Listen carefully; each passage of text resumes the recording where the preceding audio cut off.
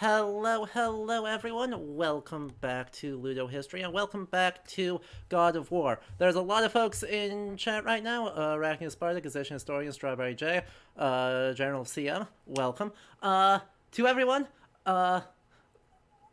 very warm welcome to you, and as always, we have some friends over coming in to hang out. So over the power of the internet, we're joined of course by Blue. Hello, hello. Super excited to be back. More gods, more war, the looming threat of more Ragnarok. Exactly. And our very special guest, because this is a series where we bring on guest academics, people who, are actually studying this professionally, more professionally than me, in order to share their expertise, chat about Norse archaeology, history, literature, and religion. And so our guest this week is Katie Beard, a PhD candidate at the University of Oxford, specializing in Norse religion and Norse archaeology, and the interplay between archaeology and literature. Hi, everybody. It's nice to be here. Thanks, Adam. Yeah, did I miss anything? No, that's pretty good. Yeah. Oh, I did miss something. Also, the creator of the A-Tree database, which is probably the world's largest compendium of Thor's hammer pendants. Thor's hammer amulets. Yeah. I am so excited to have you on because look, a running theme throughout this series has been but Snorri, and so having an archaeological perspective to that's explicitly trying to engage with, how much is Snorri making up, and other sources is super duper exciting. Oh, Snorri. Oh, Snorri. Everyone's got to have a hot take about him. As we were talking with Adam about the setup for these streams, Red and I kept going back and forth. The largest online database of Thor's hammer amulets is the coolest thing. It's pretty great. Actually, I should have that pulled up. What's funny is there's I have even more in the wings waiting to be categorized. So there's more coming down the pipe. Hell they yeah. get found all the time, which is absolutely wonderful. Yeah. So even more to be verified and added to the database. So that's not all. So that's very, very exciting. Incredible. Chat, let me show you this thing, because this is one of the... we'll talk about it more later, but this is one of the coolest, most detailed things you could possibly ask for. So we have a record of how many things, with our best guess on their dating, both based on style and on context from other finds. And so, we get things all the way back from the 500s all the way into the end of the 11th century, which is bonkers. Yeah, it's pretty fun. So yeah, that's I really enjoy small amulets just in general, and my research has taken me beyond Thor's hammer here at Oxford. So hopefully this won't be the only thing the database categorizes. And yeah, coming down the pipe, more tiny amulets. So that'll be fun. Incredible. So I think we are going to hop into the game right away. Chat, if any of the things are, weird, volume is screwed up or you can't hear the game or us, do let us know. I will try and fix those as quickly as possible. But, of course, a couple of announcements right before we hop in. So, first one, if you enjoy this, do make sure you hit that follow button. It's basically, just a way to let me know you're interested and get notified for all the other streams. I'm a variety streamer. We don't just do God of War Ragnarok, but we've been playing Pentiment, we've been playing Inculinati, we've been playing Season, which is an amazingly delightful game, and coming up next month there's going to be a lot of Assassin's Creed Mirage in our near future. So if you like that juicy historical games content and a very chill vibe, make sure you hit that follow button. Furthermore, if you want to help support the channel, do consider hitting that subscribe button. If you have Amazon Prime, you do have Prime Gaming, which gives you one free subscription every single month. If you wanted to throw that my way, that helps me get more guests on, get more games, do more interesting things. So do consider supporting us there, or click on that link in chat to head over to patreon.com/ludohistory, where for as little as $2 a month, you're able to further help support the channel with some fun perks coming up afterwards. That being said, completely for free, you do accumulate channel points, and if you want to do some fun stuff with there, either compliments or nitpicks, or full-on make us rant about stuff for 15 minutes, consider doing those. We did get a It's- hell hydrate, so everyone drink some water real quick. True. Self-care. I've got very smoky flavor too, so make sure you do that. I have my giant pink water bottle. So Woohoo. that's We have hydrated. So yeah, thank you for making us take care of ourselves, chat. But yeah, I think that's all of our announcements. So do consider hanging out, having a good time, participating in chat. Just the more people talking, the more fun questions we do, the better it will be. All As right. always, no spoilers. We Oh, will be true. treating the chat with everything in the game that has happened up to this point. This includes stuff that's happened in previous streams. But even though Adam and I have played through the game, we are going no further than what has happened at this moment in the game right now. If Yes. you spoil, you will be banned. True. So it is. Or at least muted. I don't Yeah. want to speak for Adam too aggressively on that one. Tongue down on the first time, but yeah, don't be a jerk about that. All right. So without further ado, what do you say we get in? Do we have any antique interests? I mean, I've got a 18th century print on my wall, so I think that's a yes. I Right. love faces. Vases. All right. So let's hop in. We are in Svartalfheim. We just turned the ring Dreifnir into a spear, and we're gonna use that spear to go murder people. it's just so funny to hear Draupnir turned into a spear. It's a very strange sentence, isn't it? Yeah, it really is. I can I would make sooner it. think it would make for a good set of like brass knuckles or something, but it's like no spear, Right. all the way. Spear. Right, yeah. Yeah. I mean, it is a very fun spear. But I can make it worse. It was made by a mermaid. Just a mermaid. Oh dear. I don't know why it's. Just I a don't. mermaid. I don't know why there was a mermaid, but we went down that diving bell, and it turned into a mermaid. Okay. Cool. Yeah. That's. Does the spear have a name? Or It's is it just. It's just also called Dreifnir. Okay. Yeah. I don't know why. All right. So we The thing get. about it is that you can Guess we're throw doing this one essentially boys infinity style. copies of it because Listen, why wouldn't you? 'Cause do it that? appreciate what you Yeah. said. Multiplies So you itself. can just Makes keep sense. throwing it It's and good then to just have make 'em friends explode, when you find out your brother's afterwards, a which is rack-scabbing liar. pretty No fun. doubt he only Yep. wished to But Yeah, technically, it works sure. great Word because his you can just call to keep me. lobbing spears, and it's a great Guy long-range dies, weapon, but you he's don't got have to the worry right about to know picking the thing about up afterwards. Take And heart, mechanically, Rob. it's different We from all die the axe sometime. because the axe Many is of like us a more than Thor axe where once. it kind of comes back to you. No, But never the spear, you just gotta make them finish explode. putting the You just spear throw into them her and then they blow up. faces. Come on. Sure. I'd have to get Blue, creative. it looks like you are wildly quieter than everyone else now for no super obvious reason. I'll fix it. Yeah, I did turn up the game just a smidge, but we'll turn that back down, and then yeah, think we looks might- like about You maybe. might want to turn the game a bit down. Yeah, I just did that too. Okay, cool. It's weird because on my end in OBS, it's saying the game is barely audible, and it's saying everyone else is like we're about even. But yeah, that's not the user experience. So thank you OBS for being completely inaccurate. OBS always kind of a mess. True. We love. I wish it wasn't the best streaming software, but it absolutely is. Oh, lick my finger. There's eyeballs. So yeah, we can just you know, Get fling your spears at throwing people, arm in gear. and then we make them explode. Oh wow. It's very fun.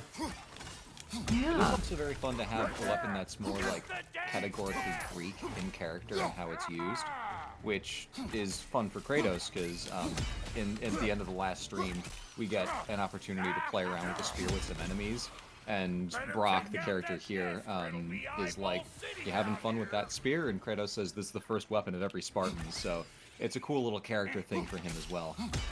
Oh sure. Yeah. It is also just a lot of fun. Even though we're killing a bunch of like random nonsense. All right. Oh come on, I can aim. I'm good at this. Where is the? Oh, it's up there. I understand. Don't you see where they're We just gotta break our random nest and off we go. Right now we're kind of in a narrative non-moment because we just got a new Sure. weapon, so it's a lot of experience figuring out what. So how? So sort of how to operate the weapon. and things, is Exactly. that- Obligatory tutorial segments. Sure, it makes perfect sense. Ooh. I actually don't know the answer to this. Trivia question. What is the oldest, well, let's limit that to a Viking Age boat. Do you know what the oldest document one, and certainly the oldest one we have digitized, is? I would assume it's Viking like... Age boat. I would assume Oseberg is Yeah, one of the Oseberg's pretty old. pretty old. Yeah.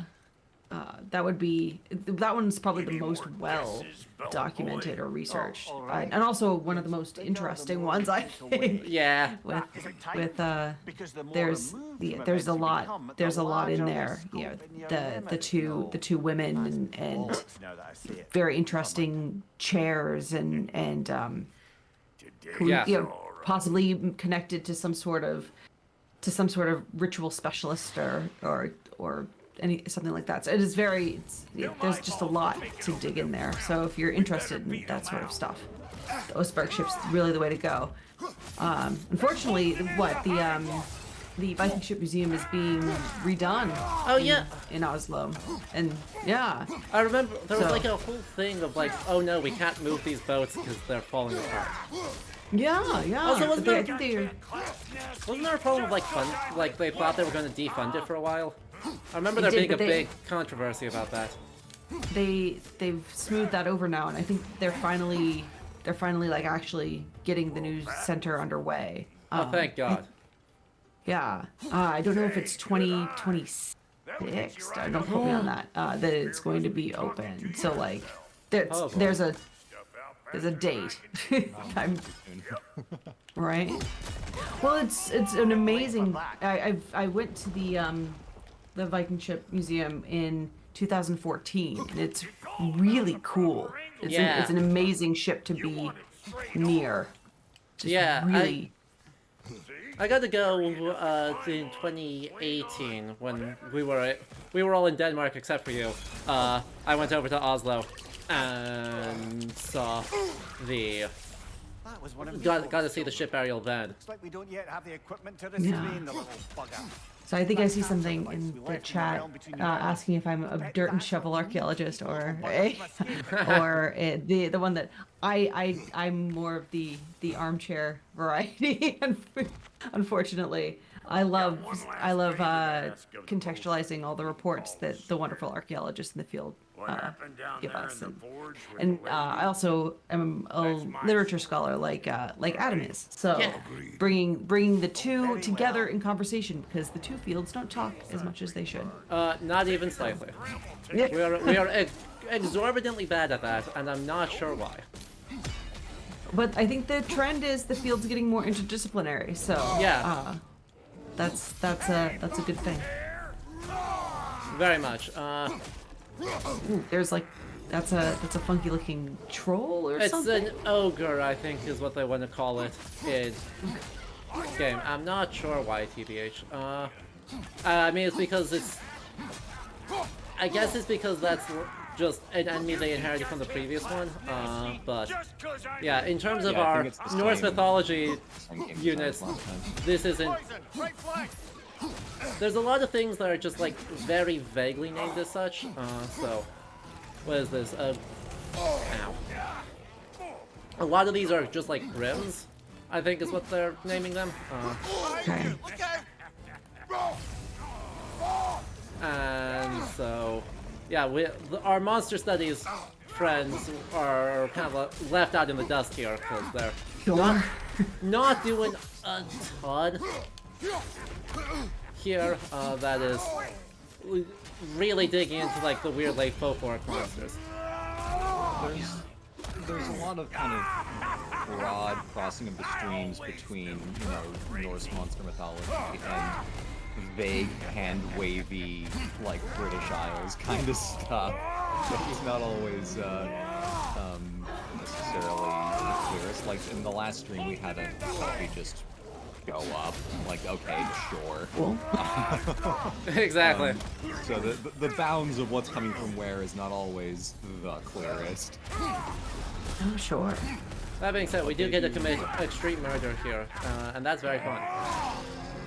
They do cross a lot of the streams between, like, generalized Northwestern Europe and Scandinavian mythology, because they have characters like Mimir, who is also Puck. So I mean, in the world, Greece exists contemporaneously with the Viking Age, sure, whatever. But the kind of like Welsh, Arthurian, English realm of mythology also exists and is more proximate to the Norse worlds than Greece was. So there's kind of an understood, like, geographical, I don't even really know how to describe it, but like in real life they're closer together, and in this mythology there's more of an understood like proximity and crossover between them. Adam, help me out here. I No, don't yeah, really know how to I think you explain got this. it pretty much dead on. They're like, they just say that these are more proximate, and they say, hey, you could just exist, basically, right? There's not a whole Yeah. lot of things, because, like, it gets to the point of goofiness where Mimir is Puck. After leaving Oberon's court, he goes to Gamaleya? Fucks up Yes. that kingdom, and then moves in with Odin and becomes Mimir. But specifically, Adam, who fucks up the kingdom? I mean, Rolver Kraki, but... Yeah, it's it's Kraki. But at the same time, they, like, Mimir in this specifically says that he's the one who invited Rolf Kraki into the kingdom in the first place. Which makes very little sense, but is fine.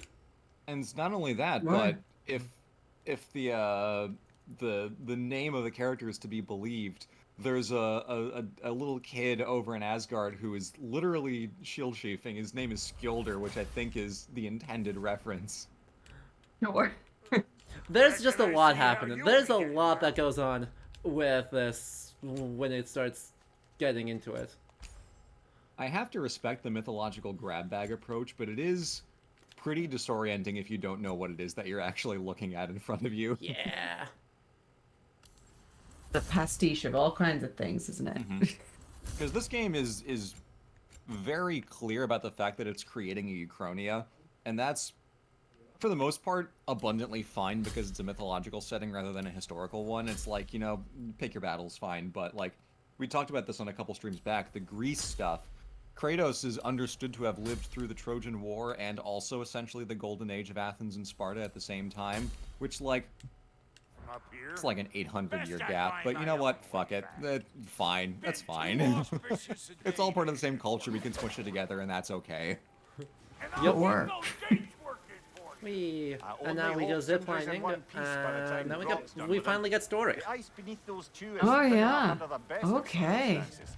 Finally, we get to start Multi- off strong and meet Odin. Multi-purpose sphere there. Yeah. Where is everyone? Yay, mythic time. Exactly. Now a good time. I just want to talk. Dad, He to just Dad. wants to talk. Uh-huh. Speaking of which, Sure. imagine my surprise when Atreus came knocking at my door. He's doing well, by the way, and will continue to do so just as long as I return to Asgard sometime soon. Besides, our friend here has a whole lot to live for. Odin is such a dirtbag. Run I along love now. him. Behave Yep. yourself. What great voice acting. I know. New He's spear. insanely Much good one. rock. Can't deny the dwarf's talent. You came to speak. Speak. Uh-huh. You don't really want war, do you, Kratos? All that blood on your hands, on your son's hands. I want peace as much as you do. Perhaps we can find it together. God, also the cinematography. Like, the folks at Sony Santa Monica are the best in the business at this. That boy of ours. He's everything I expected. So. What is clever. the round thing hanging off of Odin's belt? I didn't Be see sure it. he's yours. A kid. You really ought to be very proud. He is the key to peace in our age, to break free from all this fate and prophecy. My son is not your key. Oh God, do they not have metaphor in your homeland? Or rather, did they? I'm sorry, that's not fair. I know you're not the god you once were. And now is your chance to prove it. Return my son, or you may meet the god I once was. And what kind of god is that, Kratos?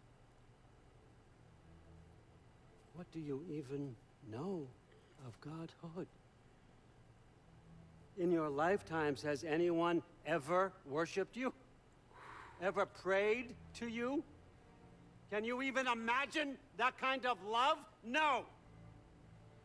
You don't care about mortals. You don't care about anything beyond yourself. Beyond the monster who kills without cause. You fear what you can never even hope to understand.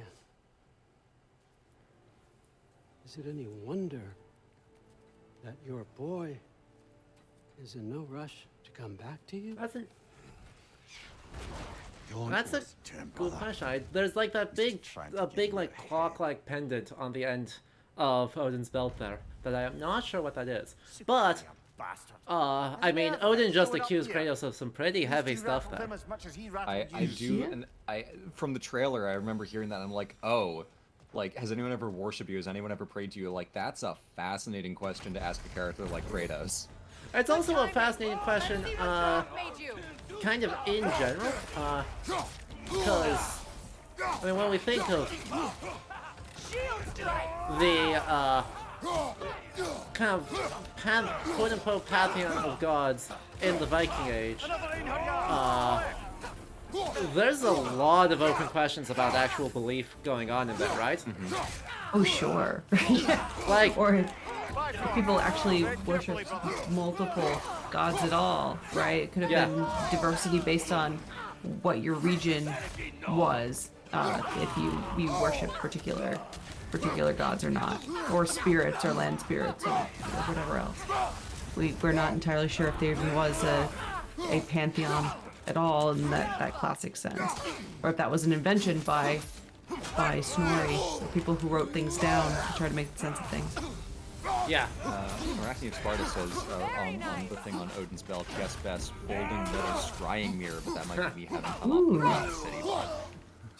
That's fun. fair. And that honestly, that's not crazy, because, you know, he could basically look through all of the Raven's eyes. He'd have to do that somehow.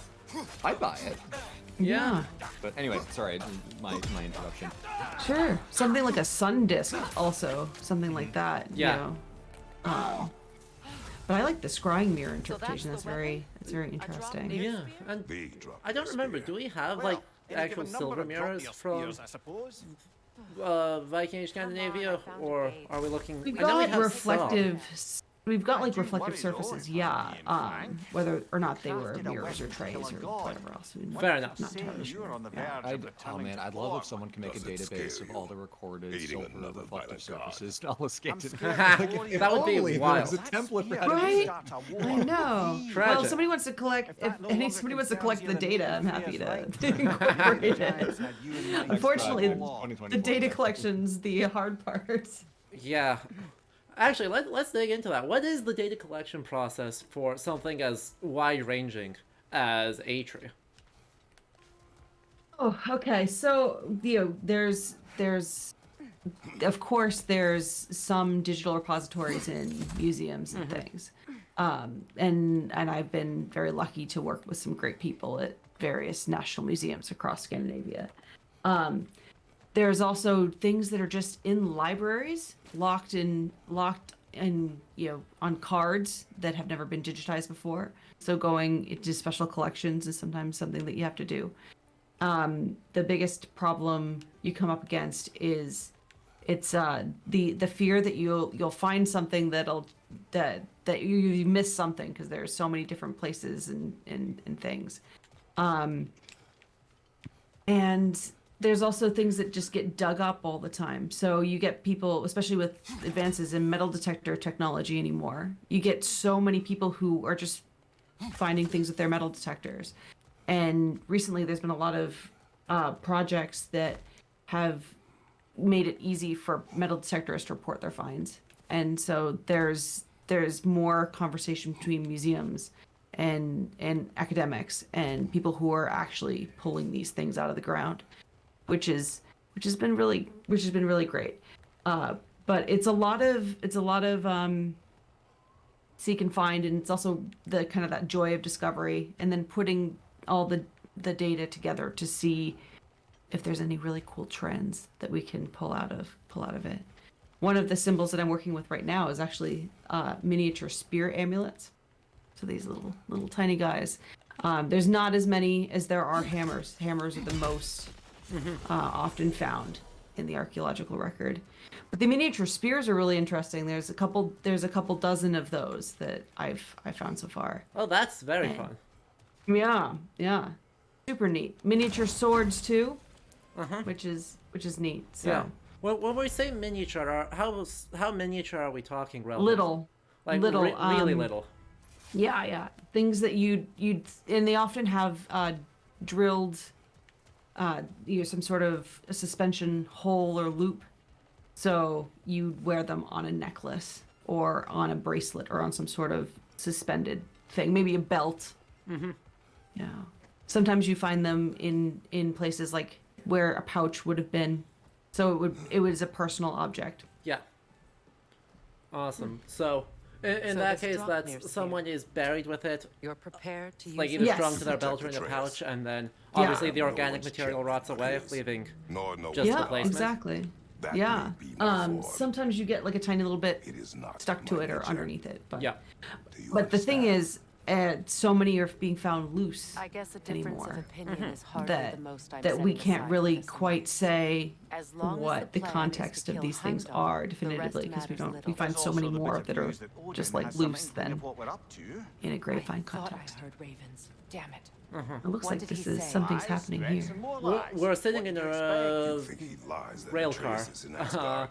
Ooh. No, Well, on just that, catching I'm afraid Freya I believe up her. on Then the what rest happened. matters little. Because our current plan, I right, saw we a made the gateway spear near here, for the explicit overlooking goal the of bay. being able to kill We can get Heimdall. to it with your spear, I think.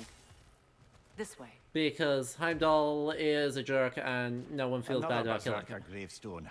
No. You know what to do. Also, let's take that deviation now. Since there's a berserker gravestone right here, let's meet Rolf Kroki's berserkers and then die to them horribly. It'll be a good time. Sounds really fun.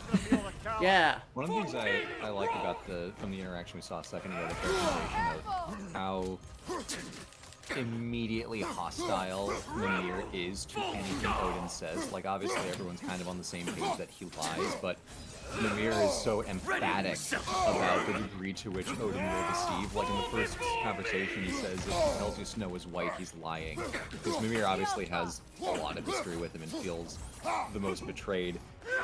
Arguably, he's even more mad about it than Freya is, and they have a lot more bad blood because of their marriage. But the immense degree to which Mimir will call out Odin for deceit is remarkable, I think. Yeah, I think it's very fun. We'll do that, and then we'll die. And then... God, he keeps doing this dumb thing. And there we go. Every time he's doing that big jump, I just don't have a good escape. Oof, oof. Yeah, it did not go super well, I'll be honest. There we go. Looks like Freya has some sort of healing powers. I have a resurrection stone, so a gameplay thing that says, hey, what if we just don't get got. Well, still might I even beat him on this first try, which would be pretty good.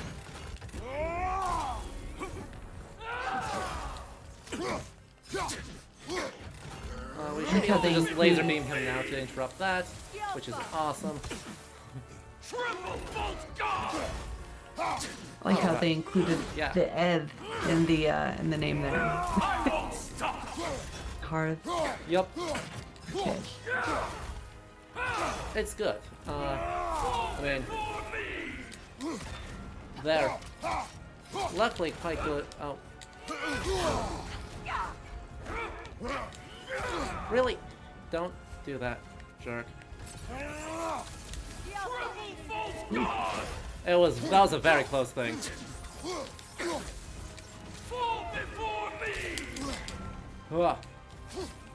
Alright, I think we're gonna beat him. I shouldn't say that You're out loud. right there. I shouldn't say that out loud. That is asking for trouble. I dare God to ruin this. No! Please don't!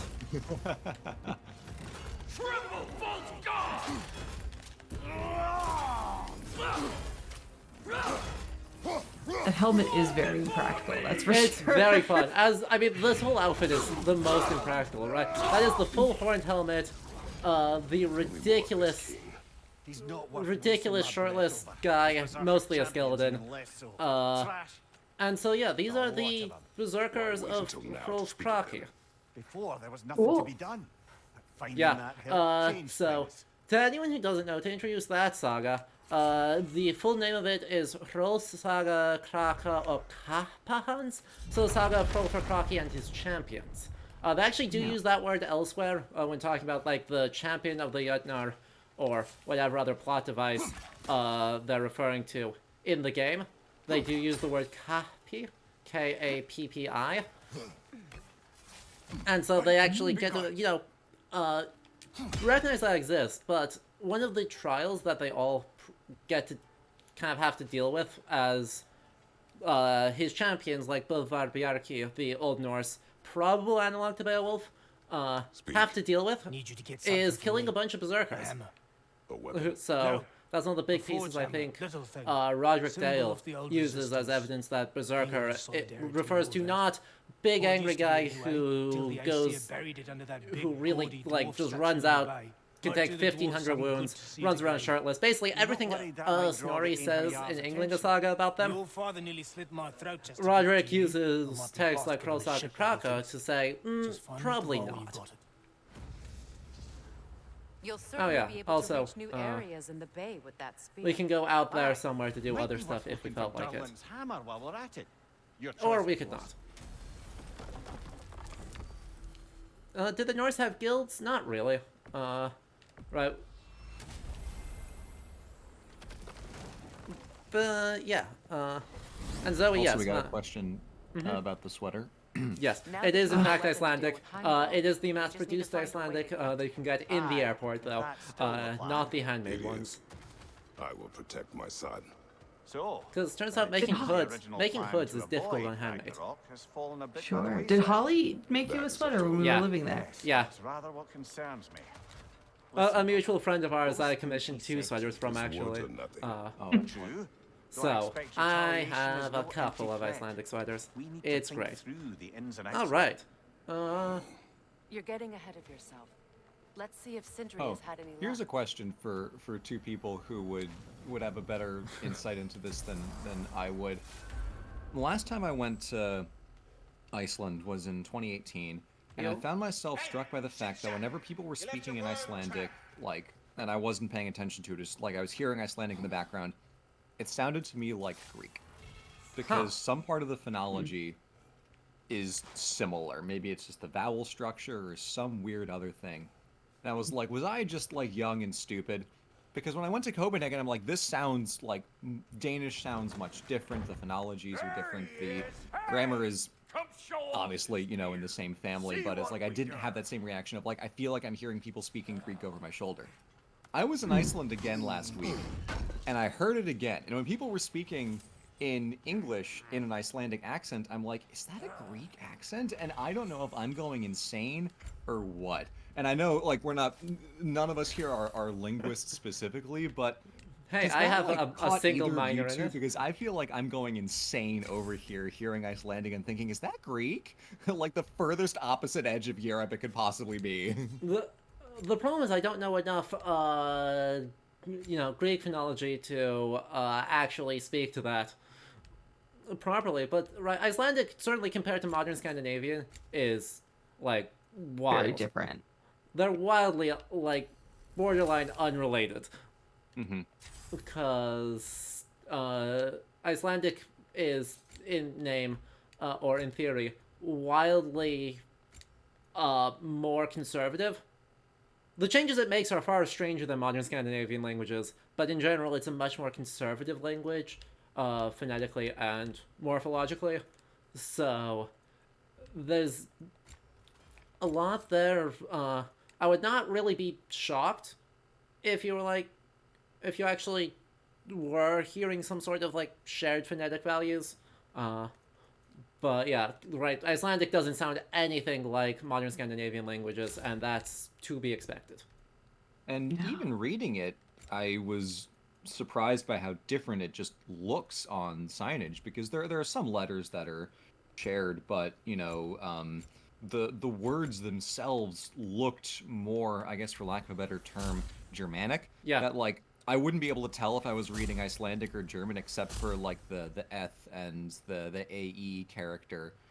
Whereas, you go over to Copenhagen and the signs, look more typically Scandinavian. Obviously they have the O with the slash through it, but just like the words themselves, the root vocabulary looked different.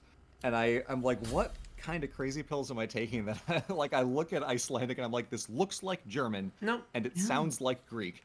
Am I all those- insane or am I just biased towards thinking about languages in terms of the ones that I know? It looks Sure. it looks like German. That's 100% real. Well, it's all those compound words Now where do it's the where there's Oh, Eyjafjallajökull, look at the big that. volcano that blew up, right? It's Yeah. like She's special, that one. Just mountain casually throwing that one out there. glacier. Like, well, yeah, I don't know. Well, those are the ones that they teach you when you Of when you course. learn you learn Had a few you learn ideas, but they Icelandic, didn't but stick. like. Yeah, Also, they're all grammatic- these like words smashed together. Yeah. Make Also, really long ones. yeah, Wait to like ask grammatically, what are we the doing? German and Icelandic are virtually identical. They both have the same four noun cases, same two tenses, same two moods. So, in a lot of ways, they're grammatically extremely similar languages. It's just Sure, nothing unusual. there's a different set of sound changes between West Germanic and North Germanic that are making up for a lot of the perceived difference between. Oh, what's a good example? I mean, to use a god name example, right? Thor, going from what? Thunras? Yeah. Versus German Donner, being the cognate. Right, there's a very predictable set of sound changes to get from Ev to D, or from Thorn to D in Icelandic versus German, etc. Anyway, brief digression for languages, and now we're going to take a nap. And Where are you going, brother? This is very cozy. Sleep. it is. Brock and Sindri have the best and- house. Quietly on then. Yeah, we decapitated And Mimir. here. We decapitated Mimir in the last game. It's fine. As would be expected, right? Exactly. Because he was Prometheus up on a tree on the highest mountain in Midgard, and he was like, "Well, you got to get me out of here, so cut off my head." Like, oh, okay, yeah, sure. Yeah, that's fine. exactly. And it's just instead of Odin preserving him in garlic and other preservative herbs, it's Freya woken back up using garlic and other preservative herbs. Oh, okay. Or magic, but I prefer garlic. Right. Isn't garlic kind of magic, isn't it? Exactly. The Italians agree. Good enough to kill vampires, good enough to wake the dead. Okay. We've got all kinds of those medieval Icelandic kind of sigils on the axe there. Mm-hmm. That's They interesting. do love their babies here. Yeah.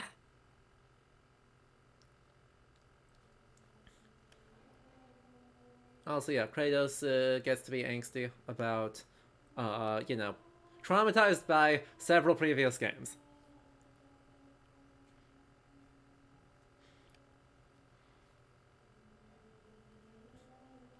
That scar across his stomach is from when he impaled himself with the Blade of Olympus in God of War 2, which was a trick by Zeus. Of course, he did not stay dead, not. but he kept the scar.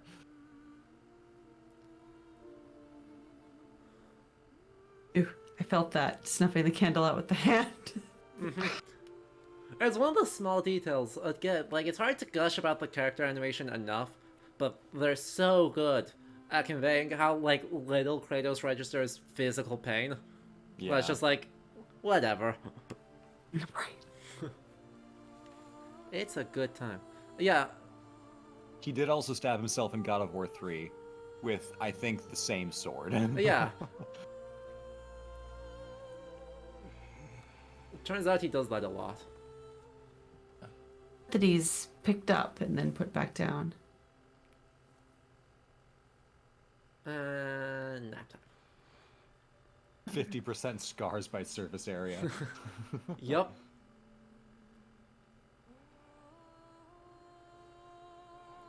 Do we have another dream sequence here? I forgot if we I had another believe dream so. sequence here. I believe we do. Okay. Yep, there it is. We get to learn about Loife, who is, if we're talking about ambiguous figures in the mythology, You alright? has a good argument for first place there. Oh, Deborah Ann Wool. Noted gamer Deborah Ann Wool, I should True. add. Yeah, I mean, Loife is a really good example of, the people we don't have good archaeological evidence for, right? Yeah. Like, No, or I don't. Loki in general, but, as far as I There's know, so there's... few. There seems Yeah. very ready to go.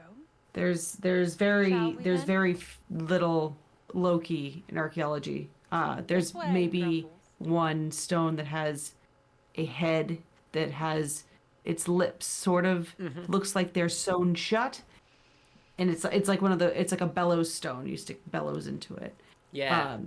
And there could be an argument that it could be Loki, but it enjoy could the be gentle waves of the something water? else too. But there's not that much. Yeah, Father and always then There's we actually have, not that many often. literary references to One Loki day, either, which is peculiar. you'll learn to navigate Yeah, its because waters. we've got the gods for the cross, if you want to treat that like one scene of Deep and someone wild. bending over someone who appears to be tied up The as... most beautiful Sig forests and- along the Sigyn and Loki. Loki. Yeah. I You remember could. there was I think one other amulet found that also seems to have like the lips sewn shut. Yeah, but it's also if I remember correctly, there's they might have been tooling marks from later. Oh. Maybe Helpful. so. Yeah. Oh boy. But it's so difficult to interpret these things based on literature, but without a healthy cautionary warning. But there are some really interesting lips sort of sewn shut thing. And Yeah. He remains dreadfully sick. Especially since that's a story that otherwise only exists in Snorri, right? I don't remember, Yeah. but right, isn't the forging of all the things only in the Prose Edda? Yeah, that sort of whole shortened hammer Yeah. thing is there. Yeah, the shortened There's- hammer is fun because the Gesta Danorum also has the shortened hammer, but Yeah, from but it's in a club. battle. Yeah, that Yeah. where Hotherus cuts the handle of Perhaps Thor's that will fall club as well. in half. Since all he seems to be good for. Yeah. So It's- completely unrelated version of the It's story. completely different, which is really strange. So I think that's probably got to do with oral transmission or whatever else. Yeah. So. I mean, I What do you love say to your Writing son? an Edda in prose. Cringe. What would you have me say, Faye? just compose poetry. Snorri. Right? But then again, the whole Prose Edda is Snorri being so pissed off that no one else can compose good poetry, according to him and nobody else. Yeah. It's Because hard when to was tell the if it's poetic Edda composed and or codified? I don't know how much of a time delay there was between those two. The poems are anywhere from like the early 10th century for like Through the Smile and Grimnismal, all the way up to the middle of the 12th century. They get codified. Our oldest manuscript is from the 1270s, but Snorri quotes an awful lot of poems from the first half of it, so there seems to at least be something similar as like a collection floating around by the 1220s. Gotcha. Okay. Yeah, so... But there's also a lot of very good poetry composed from the late 1200s in sagas that claim they were written by older authors. So, you know. We must be It's... poetry is a pain. Sure. I don't work with poetry. I avoid skaldic poetry as much as possible. Interesting line right there out of Faye. She says we Oh, yeah. must be better. That ends up getting quoted by Kratos right before he snaps Baldur's neck. Yeah. Oh dear. Yeah, we did that last game. It's a bit awkward. I'm sure. Ends here. Freya was not super happy with us, but we talked through it. It was fine. Right. We had a heart-to-heart and a group share session, which was able to smooth over a lot of the rough Protect our patches. We also sons. promised we would kill Odin, which contributed probably more to the mutual feeling of teamwork. Yeah. No. Magic oh boy. baby. Infernal Screeching, you referenced a very weird poem. The Witch's Heart something for Angerboda is in a medieval poem. It's in Völuspá and Skama. And I don't know what to do with Völuspá and Skama. In Skama means the short Völuspá. So it's the CRS's prophecy, but the shorter But version. the short version. Which is Like it's completely not different. short enough. I know, it's like 60 stanzas, and we're like, you know, what if we made one that's only 25 stanzas and has 0 elements in common? Right. It's like, it's so annoying. But yeah, says like, Loki consumed the half-burned heart of someone, and then from that was given birth to like all manner of wicked things, or something like that, and it is extremely frustrating of a poem to deal with. Yeah. It really is. Yeah. Oh, And it's punching. therein lies a lot of our problem. Right? Both the literature and the archaeology are both extremely frustrating and in completely different ways. Yes. Whatever, all I ever do to Absolutely. you. Building focus. It's so easy to look at something in the archaeological record and be like, oh, that has one eye. It's got to be Odin. Definitely, gotta be. What you focusing on anyway? But not Controlling necessarily my true. emotions. Yeah, there's a couple that I think are pretty unambiguous, because there's that one amulet that has the wolves, the ravens, the female dress, and the one eye, and I'm like, okay, I buy that one's Odin.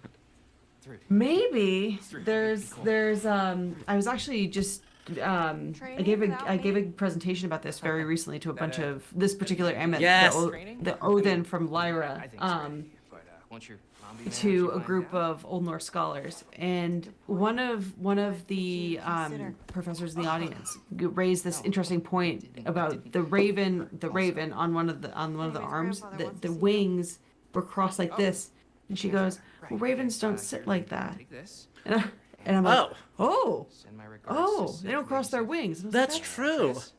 And I went, oh, Later. that's so fat, and I'm like, huh, okay, Wait, Rude. but right. does that mean that that's supposed to be an eagle then?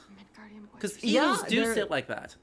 Yeah, there's a Weird. it was Can be good. very interesting, and then you find chair amulets, similar shape in this sort of Yeah. box chair, also with 2 birds perched on the arms with no occupant. So No! I know, it gets real. See, Adam, it's not always so. jar. It's not God always. damn it. You start to pick it apart, and I'm like, you're like, oh no. So the more you research it, sometimes the more ambiguous it gets. So that's fun. Oh boy. If only But I that have a isn't whole- all locked to like conferences of someone being like, hold on a minute. You could make a Right? publication about this. 5 years later, let's Well. make a... I have a whole chapter in my thesis devoted to the symbol of the chair in archaeology. So Heck yes. Yeah, it'll be fun. I am excited for that. Mm. Okay, so now we're playing as Atreus, and we got to meet Thruth. Ooh, okay. And Cool hair. extremely fancy hair. Big fan. Is Sif in Thor's room. Everyone back home would freak if they knew I was in here.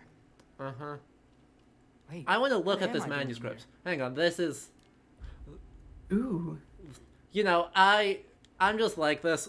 We got to do it. I at love a least good once. manuscript. If I could remember which button to do for photo mode. How do I do photo mode? Does anyone remember? It's you do go back. You do the manual pause, and then it should be the second option down, or press square.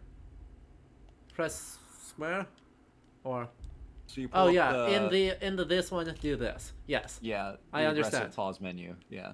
Up, down, move, rotate. Can I change the brightness at all? Exposure. Yes. Just turn R1 that press, all yeah, the way yeah. up, please. And can we zoom in? You can tell this isn't an Icelandic manuscript because it's legible. Barely. I mean, that's a near thing right there. Or that it's not super dark. Usually Yeah. the page. Yeah, sorry, that's more what I meant. I Yeah. wasn't being, yeah. We looked at some yeah. last time, and oh Very boy. funny. So dark. Yup. Full That of is- abbreviations and too dark. Yeah. That being said, this looks suspiciously like it's just scribbles. I can't get any closer to it to actually be like, hey, is this something real? Because the chair's in the way. Lorem ipsum. Wait a minute. Like, wait a second. This that's hysterical. So the collision for this at the desk goes to the ceiling. It's literally press- not possible for me to go farther in. Press L1 and see if there's a zoom. They might not have it here. Yeah, I This can photo change mode is not quite field as of view, robust as in focal other length, PlayStation capital. Yeah. games. Yeah, no, that is. Yeah. Yeah. Sadly, we Fortunately, can't. this game does not have a photo mode as good as Ghost of Tsushima because that True. photo mode is really good. But also, I think it's mostly just that the collision is so. The collision goes to the Yeah. ceiling, and so the camera can't go through it. I mean, it's weird that it's a scroll in general. Yeah. right. It's weird that we have a codex book organization with the 2 columns of text with a scroll. That's funky. Right. That's funky on several metrics, but I see that in games all the time. Also, modern binding. Shout out Yes. to not a medieval book by any metric right there. Right. It looks like a preserved, like a manuscript in a preservation binding. Yeah. Oh yeah, like specifically I'd agree. I think at like a paper manuscript, like 18th, potentially even as late like 18th century, and like Arc will just hold this thing together, rebinding. Exactly. Yeah. Well, books and games is just a lot. Oh yeah, also a tapestry. Ooh. It is a bit weird for their bed to have a tapestry portrait of themselves looking over them Right. while they sleep. Yeah. That's, Choice. you know, that's just weird taste. It's like, like the- when you take a label maker and like label everything. Yep. This is where I sleep. Here. Maybe Odin's down in his library. You appreciate the Trace's slight fourth wall break. Wait, why am I in this room? You are in this room because I demand it. There's also another, if we look over to the left, there's Oh. a picture of Odin. Huh. Is Oh, there yeah. we go. And this one looks like it may be That's- almost explicitly modeled on the Odin of Lyra. Yeah, could do. Like, not quite, because it looks like it's like concept art for the game, but like it's he styled is up in with the that, same set of features. that box chair sort Yeah. of thing too. Yeah, Huh. You know, let me pull this up so we can chat can actually see what the heck we're talking about when I say that. Dragon Wolf. This is where I sleep, as you can see by the portrait of myself that I've put up, so all my guests immediately know that this is, in fact, where I sleep. Exactly. Right. That's so funny. I wish I Odin. had a full-size portrait of myself over my bed. That'd be pretty fun. It gets really difficult because every time you have a guest over, you have to commission a full-size portrait of them to hang over the guest bed. It'd be Exactly. pretty cool. You gotta I'm plan blowing my things life like. savings on portraits of my friends. Oh no, tragic. All right. So this is the specific one we look at right when we're talking about that one that you think we were just like, oh yeah, this is Odin, except the bird does it apparently maybe not. And are those wolves? They look pretty They look- dragony to me. Yeah, they don't super look like wolves, do they? Yeah, well, And I don't know the missing eye, is that just like a scuff mark? yeah, it could be. Yeah. Huh. It could be. You know, there another argument is a Seith Kona on a Yeah. you know, doing prophecy on, because you get in literature the like Thorbjörg Litlefova and Erik Yeah. Saga sits in a housetti, a high seat, which is the same as like Hlíðskjalf. It's also called a housetti. So you're like, yeah. So it gets real ambiguous real fast. Yup. Oh boy. God. But it's so tempting to look at that and be like, oh, that's Odin. Yep. It's gotta be. Yep. Yeah. God. Archaeology is tricky and Next ridiculous. you're gonna tell me the Altoona runestone doesn't tell me the same story as Heimskviva. Don't want to blow your mind too much. I hope he's not gonna ask me to organize this.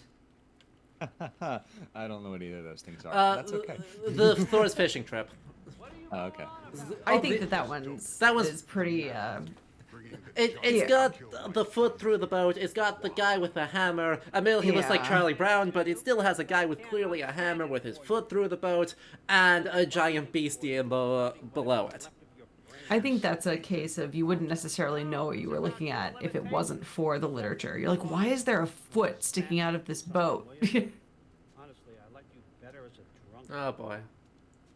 Oof. Odin just told Thor he likes him better as a drunk. So Odin's a bad person. We will see the consequences of that statement later. Yup. 2 streams from now, in fact. Loki, come here. Alright, we're gonna come here. We need to talk about the MacGuffin. Because there's absolutely a figured it out. MacGuffin. The mask guffin. Exactly. Somebody killed Ymir, isn't it? This is I'll giant. save it for after this conversation. Tell me, can you murder a landslide? Smother a storm? He was more, a force of nature, a vessel of power. I was young, foolish. Saw an opportunity to create. Also, something Vili more and than Viet you don't think exist is in this cool, game. but I did what I had to Oh. to protect my own. Because Odin has 2 older brothers. And they just I kind of built your house exist. here. They don't do What's a in there? lot. I'm gonna trust you. I'm trying to tell you. In the wake of Ymir's death, I saw something. Okay. The rift.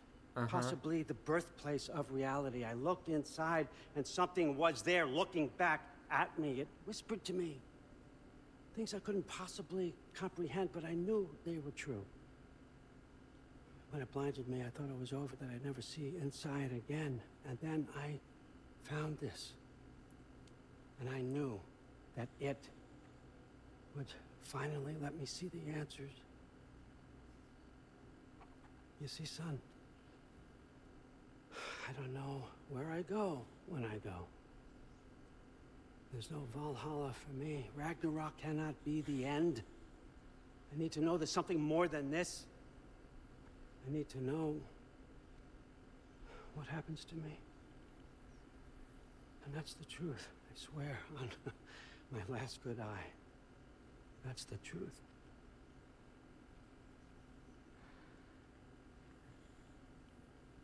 The writing on here talks about a cold breath. Breath. Wind. It's gotta be Helheim. Helheim, you say? I'll take it. And I know just the person You love to Odin's hat, it accompany looks so comfy. True. There's just a lot going on with Odin's design, but I don't get, I can't. I'll have to try and get a chance I'm next time we trusting see Odin. you two can handle this in responsibility. when we can actually walk You can around count to on actually us. take a look at his design more closely. Don't mess this up for me. Oh, forgot to mention, Heimdall will be joining you. Aw. What a privilege. For all of us. Oh, whoa, whoa, whoa, whoa. Alright. Hold Hey, up. asshole. You don't want to walk into the blistering cold of Helheim without this. Every Lao should keep you nice and toasty. You're welcome. Huh. Mimir said even Odin couldn't survive the cold in Don't Helheim. worry, by the You believe power of everything that magic, old goat says? Magic. we'll be fine in the True. blistering cold Too of bad your hell. first time outside Asgard has Sure. Helheim. I was gonna Nah, say, we're I gonna love this most of depiction this. of Odin because he is such a transparently malignant narcissist that within the same like 2 minutes, you Now, hear as him much as I would cursing love out to babysit, Thor I for have something not being else able to to do do for exactly the what he Alpha. wanted or needed If you run because into he any knows that he trouble, has just power scream over so him I and he know can where to compel find your Thor by bodies. being a dick. Whereas as soon as Loki steps in, it's like, oh my boy, Find it's that so masterpiece. good to see you. And you see the duality of people who are narcissistic, where it's not just that they're, you know, charming and smarmy and smooth talkers, but when they decide that they don't need you or don't need to be nice to you, they become absolutely horrible to I mean, Odin's always horrible to deal with, but when he realizes he can get away with being a dick, he's like, I have no reason to be nice to you. And you see that, for the most part, he's not nice to anyone here in Asgard except Loki. Yep. So here's our MacGuffin. It's a wooden mask with glowy bits on it. They're just glowy bits. They don't mean anything. They're just glowy. As far as I can tell, they just are kind of glowy First bits. off, Hellwalkers are nothing compared Sure. to Valkyries. But yeah, Second, I thought like you didn't I'm not believe me. aware of any archaeological or any material culture parallels to this. This looks like it's purely, well, referencing The Mask, the movie. So we do get like in the National Museum of Iceland, you do get some of these wooden masks, right? Do you? But they're not necessarily Viking age; they're a little bit later. Your chance. And then you also get mask and head amulet pendants occasionally.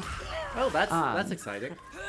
Yeah, metal ones, and that's such a peculiar thing to do. Maybe it's Mimir, or maybe it's something preserving a masking tradition, or where somebody would wear a mask and do something like that. But yeah, the reality is a lot of if these things were around, they'd be made of lots, wood, actually. right? That Yeah. And this one is made of wood. It's just fancy special wood. I got this. But yeah, I guess that would make sense if there's some kind of like mumming tradition or mask fast clothes tradition, like what we see in early modern Germany.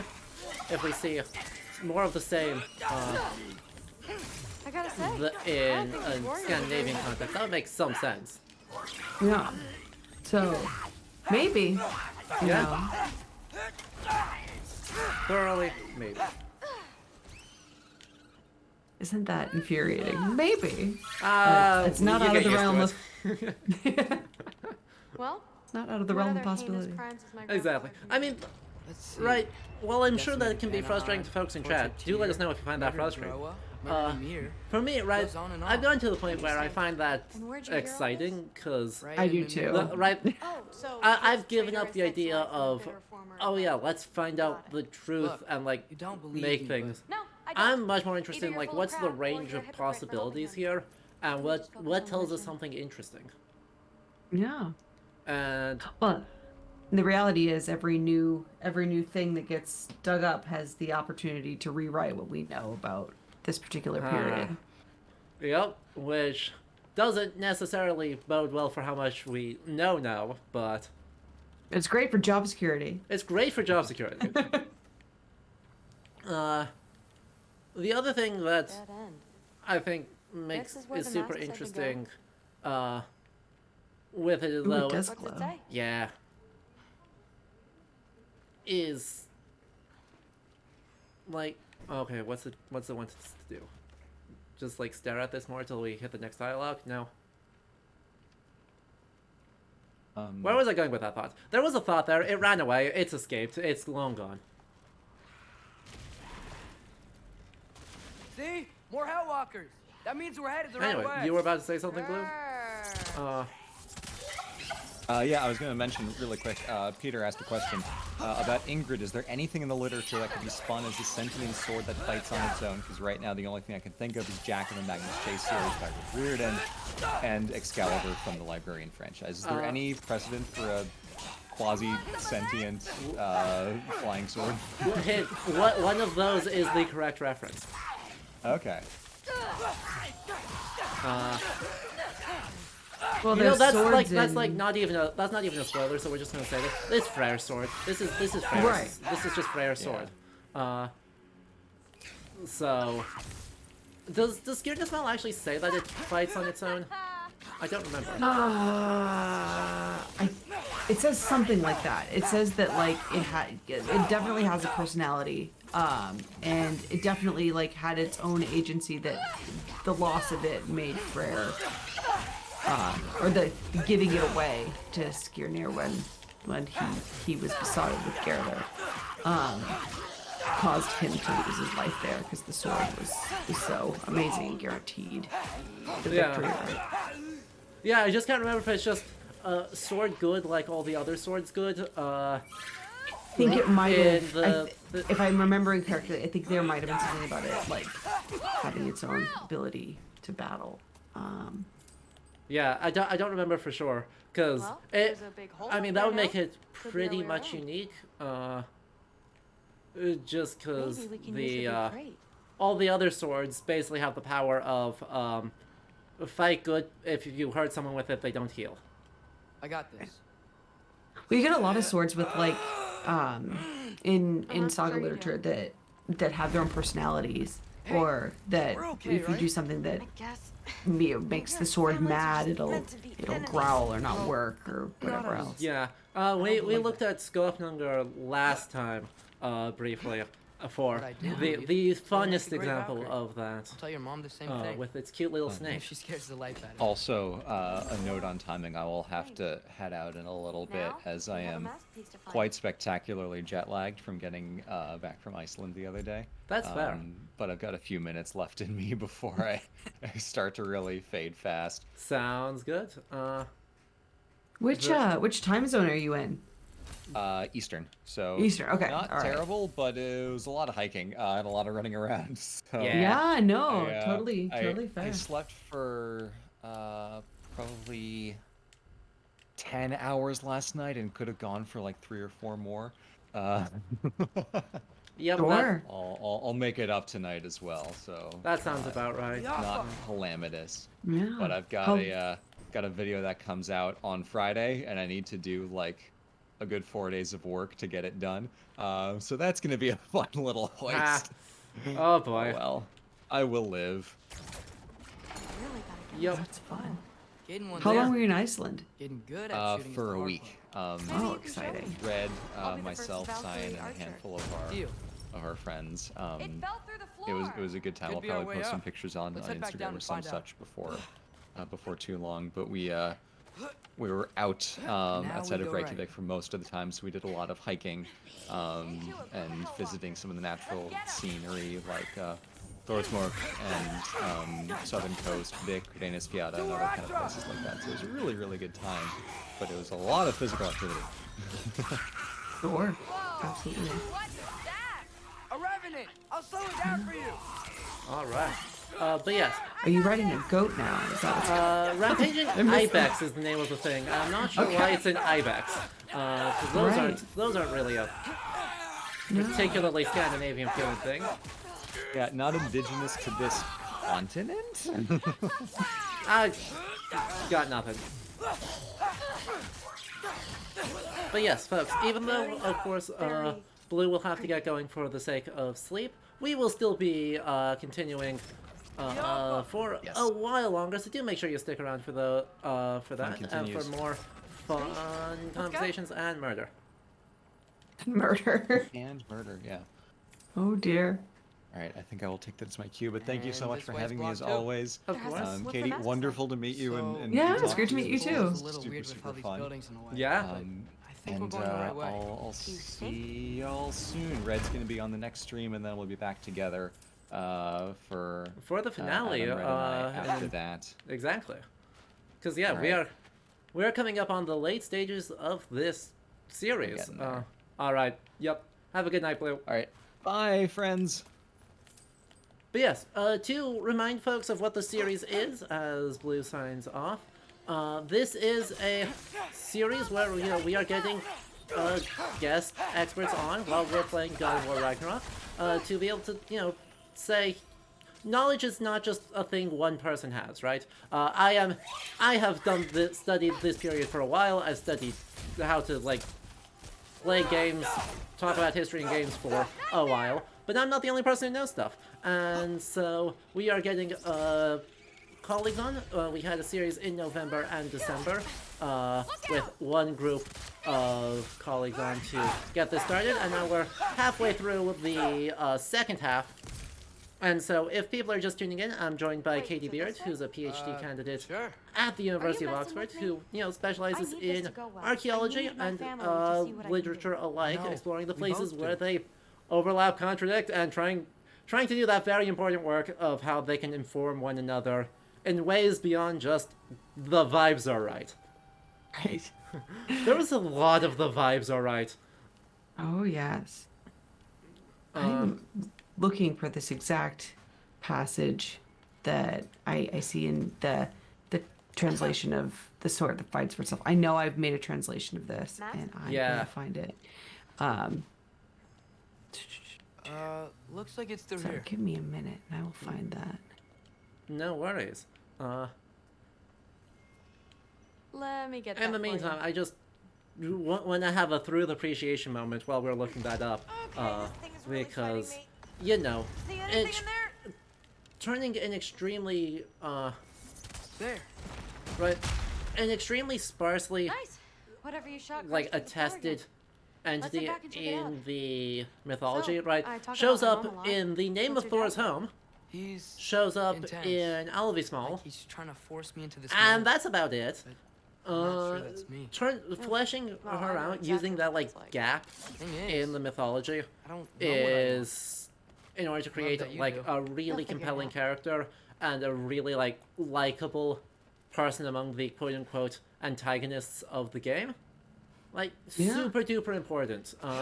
And they I mean there's immediately just like a lot of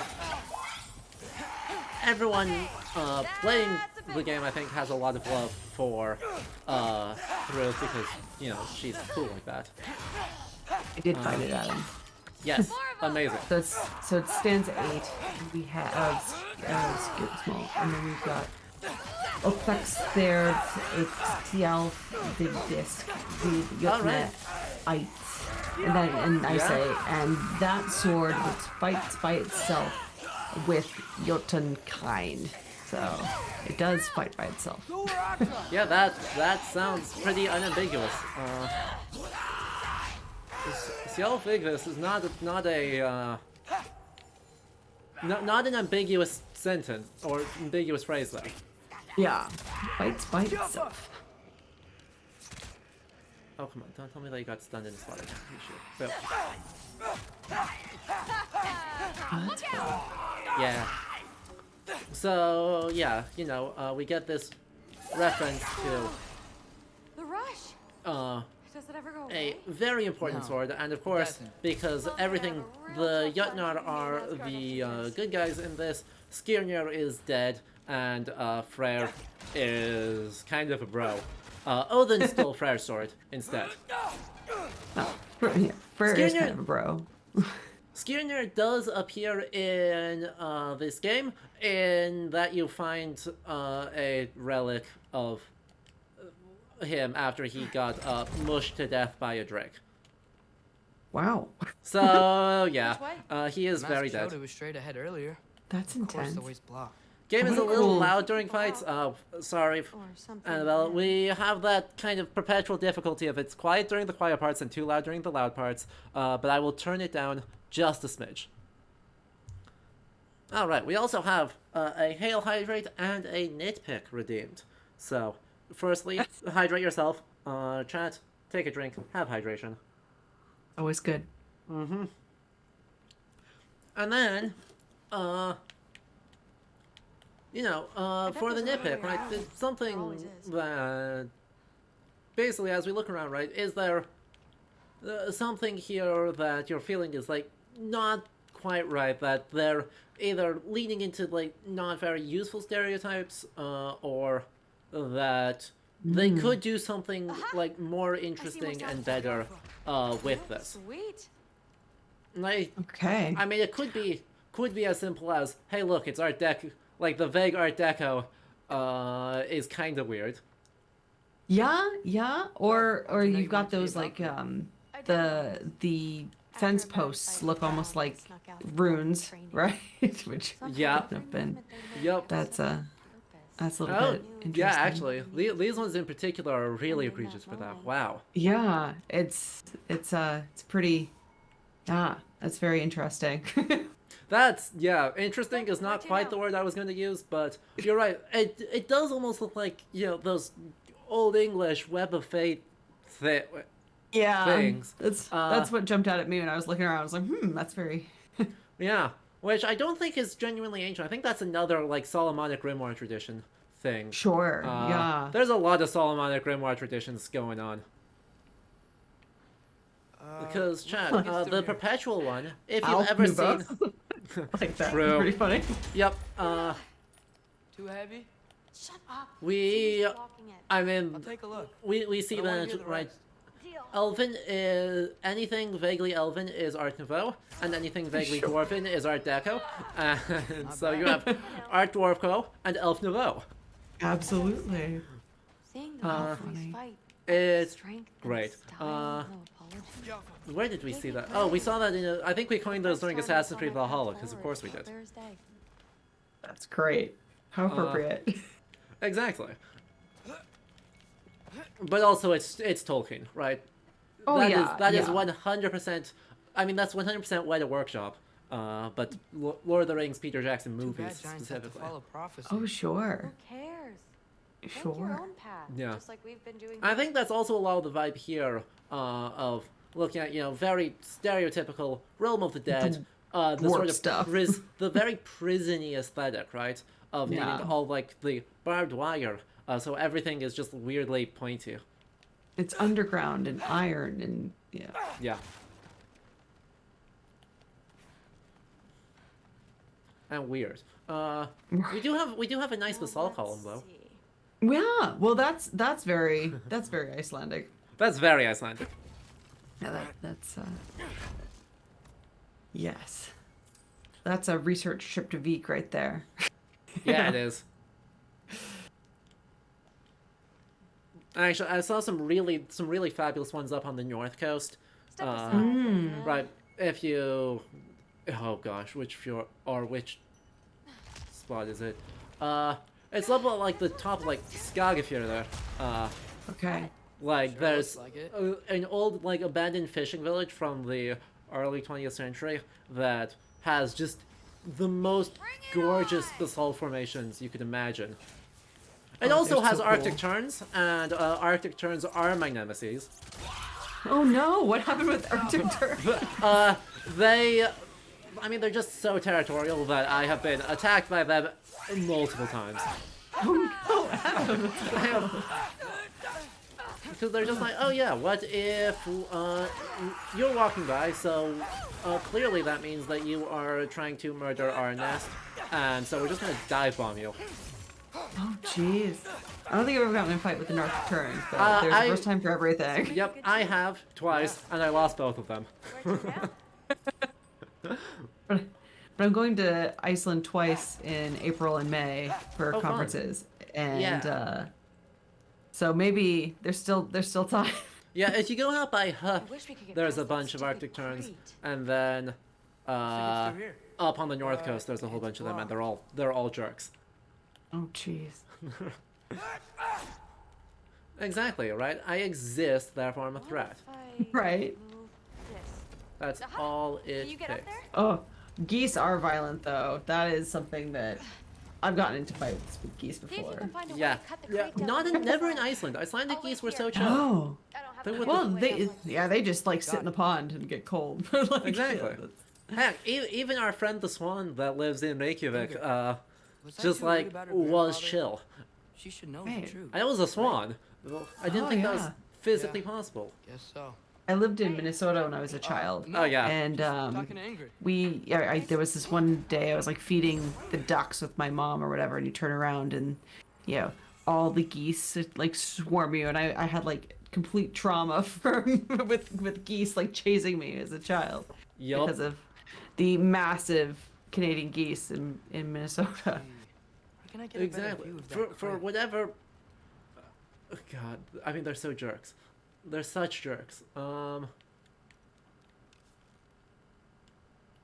But yeah, for whatever reason, right? Icelandic birds were, except for the Arctic terns, it's like they condensed all of the rage that are normally reserved for geese. And Sure. we're like, let's just hang out. Otherwise, the rest of the birds just hang out. The ravens, fully chill. They are so chill. Yeah, and they just kind of sit places, which is great for angsty graduate students who are like, "What is that raven trying to tell me?" True. We're just gonna maul some revenants. For whatever reason, they really lean into like the idea of the. Where's the other one? Actually, we can photo mode them. Hey, guess what? Photo mode. I like how they just kind of dissipate into the air and they're defeated. Right. I mean, they are fully leaning into the vaguely neo-pagan Yeah, magic, like folk horror magic woman. sure. Yeah, sort of lich like. Yeah, Exactly. You've got even the like mask thing happening. Yeah. Using, of course, animal skills, because how else are you supposed to tell that it's spooky and pagan? Right. Obviously. You need horns. Obviously. Don't have horns. How can you connect it to the devil ultimately? Yeah, I mean, yeah. Yay, I Christianity! think that's the big place, right, where we're seeing. It's annoying that the revenants are spooky magic women who are the ones most explicitly associated with the devil. We must be Don't love that. There's a lot of unfortunate coding that shows up over and over and over again, and it's kind of frustrating. Yeah. But still, where am I supposed to go now? We are working. It's kind of pretty well set at this point. Like, I'm not gonna be like, oh no, it's so terrible. Oh, I can just jump over. That's what it is. How much effort does it take to turn an animal skull into a mask? I think it probably would take quite a bit. Or like to so hollow it much. out and probably things. nothing. You know? Right, like there are extremely old ones, right? You look at like Neolithic, right? There's like the Neolithic or Mesolithic horn thing, but that's just the skull plate with some antler Yeah. bits on it. It like I don't know of any like full-on animal skull masks until like mumming traditions, and even then, like the Mari Luid. the mask. Yeah. They had some really cool. I think it's dangerous.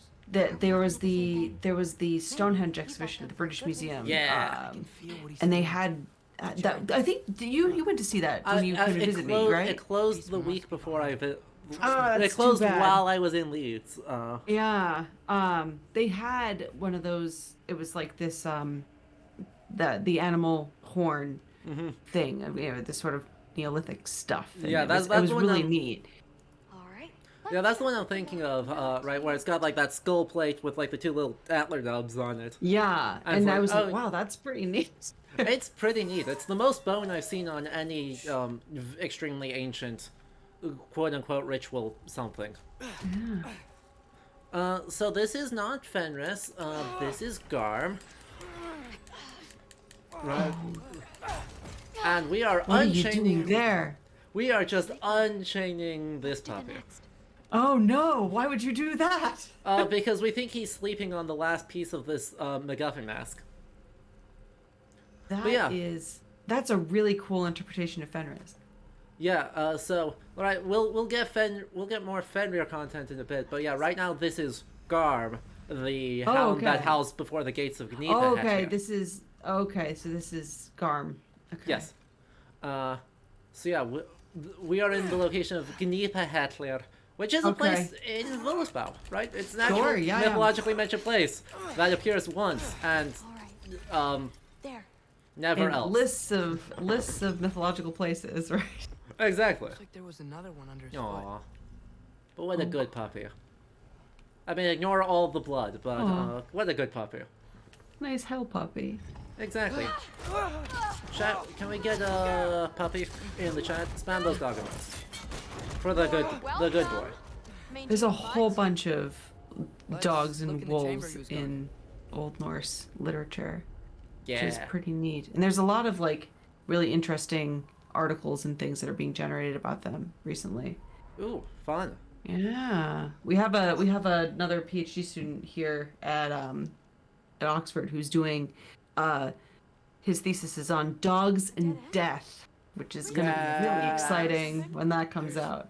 Ashley It's not Castellano. responding anymore. Oh, fun. This has So never happened. that'll be really exciting, including Grandfather's gonna kill me. a We gotta dog get out of here, king come in on. Heimskringla who What? sits in a throne. Yeah, there's a dog king. It's Wait. great. Wait, I Wait up. fully did not remember that. Through. It's Is that Pretty in fun. England Saga? Is it just in like the long list of kings No, who it's live in, forever? it's in one of I made a it's mistake, I'll he fix like it. fully is a Find the dog king. I can't remember which one it is, but there is like fully a dog king, which is pretty cool. That's pretty great. Oh boy. Well, You absolute, unqualified moron. You well, know this is not a that dog thing king. tears We've got holes dog between popes realms, in right? chat. We have dog kings in the sagas, and we have dogs tearing holes in space and time in the game. So Excellent. you know, call me a happy. There was that dog mare. That was pretty funny. yeah. I will call you whatever We all- I like. Yeah, this dude. I would also be curious to see if that links to a kind of cephalus tradition, like beliefs about Saint Christopher. Okay, that Right, would be 'cause- interesting. The dog-headed people are one of like Pliny the Elder's groups of monstrous humanoids. Except they Right. have a soul because Saint Christopher, due to a mistranslation in Old English and presumably from there into Old Norse, Going to do exactly. gets the head of a dog. The dog king in Heimskringla was Hákonar's Saga Goða. You see, Oh, exciting. everyone takes it Okay, easy. I will have to Because they are follow afraid up of on your that and see what the news is in that saga, That fat because drunk good dog content. Piece of Right, good dog content. Hey! Again. Oh boy, Ooh, why? ouch. The dumb does not Yeah, fall far from the tree. Heimdall is a Very well, jerk. then. He's not very nice. They fully leaned into, wow, he is just the worst. Oh man. You have a He's lot really not very nice. to learn, little girl. Starting with who your family is. You know, and who it is Heimdall's not the best guy in some of those in some of the stories, right? Going and sleeping with everybody and whatever. Yep, else. Rexthula. What a weird poem. It's such a weird poem. Like, apart from the dubious consent, everything else is like Odin is the Allfather, creates people, XYZ thing. It's Heinir and Odin and Loki create Asker and Embla, and then Rexthula is just like, what if it was all Heimdall instead? Right. What if? What if? What Why? if? Oh, I know. It feels just so different than everything else, doesn't it? Especially since, right, it's Heimdall like super well attested in like place names or other archaeological things. I feel like it's another one that's Not- like almost totally absent. Not really. Not really. This mess. Yeah, he's a funny one. He's very funny. I think that he's kind of got like he feels very Christian influenced to me in some of this stuff, but Yeah. I don't know. Example, Yeah, we don't get like a lot of hamed up like place names and things. Yeah. Yeah, very few place names, not a lot of things. There's just have my back. the skaldic poetry that talks about him, right, in Hustraupa, is super late. It's like 11th century, so that doesn't help us at all. Yeah. So, just all around suffering. Figuring out who the gods are is always suffering. Sure. It is. Oh boy. Did Jackson Crawford has proposed there may be some like Irish influence going on in Rexlula? Wouldn't surprise me. Yeah, I would want to talk to you know, the people who do Irish Archaeological, of which I know several of them, in order to go, hey, this have any parallels to you? Sure. Because every time someone says XYZ thing may have Irish influence, I'm like, well, let's hold that train a moment until we get someone who actually knows the Irish corpus to look at that.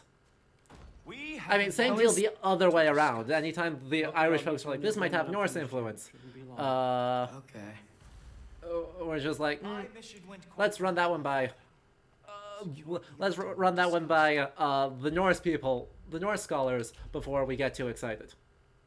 This is why it's good to have lots of friends in different fields. Exactly.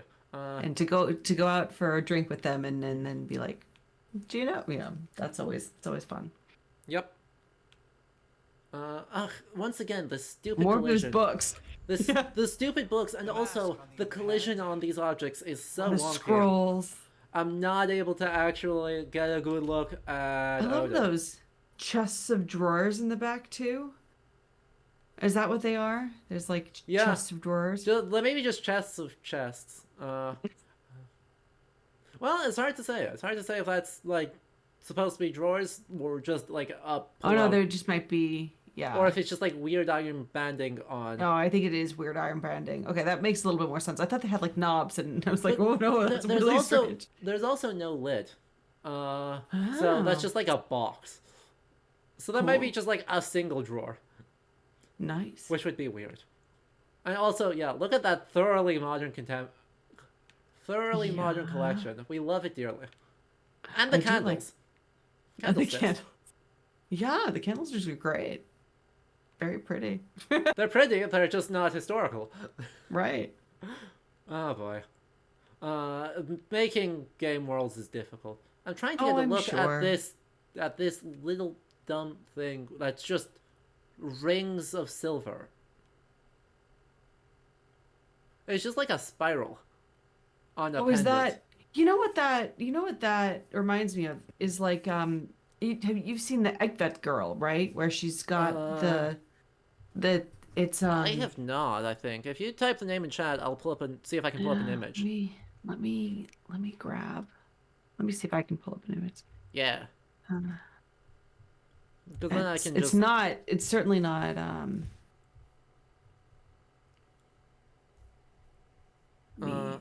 I'll send it to you, Adam. Yeah, when we find it, we'll kind of return to that. In the meantime, we'll just children. Because she had that sort of symbol on her belt, but it's way earlier than Viking Age. Ooh. I don't want to hear it. Eggvet. All right. Let's see if I can find anything about this on my one that I can pull up on stream. Yeah. Let me. Oh, that is interesting. See what I'm saying? It's right. It's a very. Let's pull up the questionable reconstruction at the National Museum of Denmark because they sure have reconstructions, all right. You certainly do. But that's what that kind of reminds me of when you zoomed in there was that particular shape, which was it's one of the best.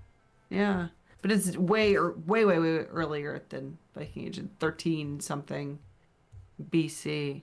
Yeah. All right, chat. Let's let's show you what the heck we're talking about, because I pulled up the National Museum of Denmark's page for it. So this is the Ektvet girl.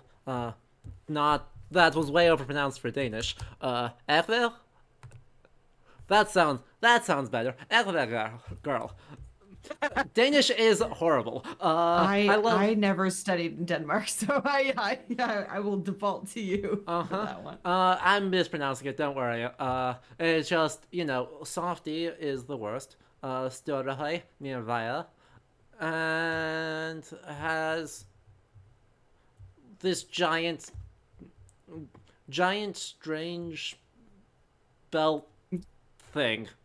Which looks like what was on Odin's belt there. Yeah. Yeah.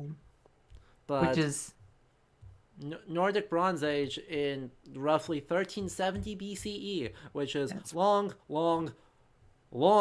before we have anything we could plausibly interpret as Norse religion. Right. Yeah. Oh boy. But you know, they could have gone to the National Museum and seen something and maybe gotten inspiration from there. Yeah. I think that's very likely, honestly. Yeah. I really messed up. Right. It's times like this I really miss home. Ingrid. I mean, it's so hard to get information about like what museums people are working with. When they're making dug it up and thought it looked nice. Right? There's so much. Right.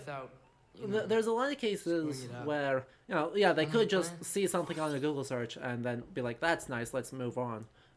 Yeah. But there's increasingly, right, there is a trend of working with museums. It's just identifying who looked at or who worked at which museum, and which ones they consulted with, and what the specific information is. All of that is stuff I wish we had access to, just because it makes following the train of logic way easier. It wasn't there. Sure. Yeah. I was wrong. But Well, here we are. we all make mistakes. That stuff doesn't get archived, and there's enough research from enough other places that very few companies are like keeping track of who's doing what research, incorporating what into the game. It's just like an unfortunate reality of the industry right now for historical games. Sure. That makes perfect sense. What I don't understand, why did the mask lead them to Garm in the first place? Fully a question mark. For the sake of character drama, the MacGuffin is gonna MacGuffin, and we do not question its almighty power. But before you go, I'll need the mask back. I love all the gold work on Odin's tunic too. It's pretty cool. It is beautiful. I don't trust you. It's like the actual like texture in this game is really pretty. But they do textile work like incredibly well.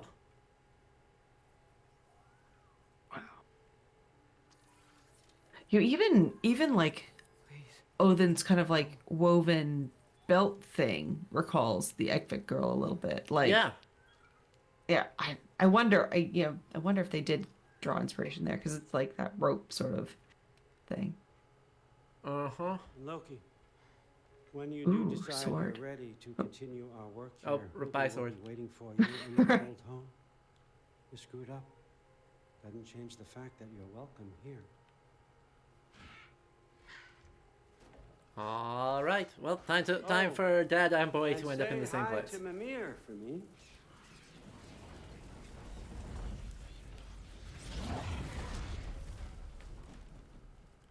Never thought I'd be so relieved to Garm, be back here. view in Codex.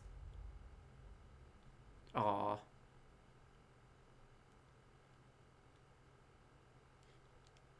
Ooh, okay. Doesn't really let us like learn a whole lot, huh? Right. Oh no.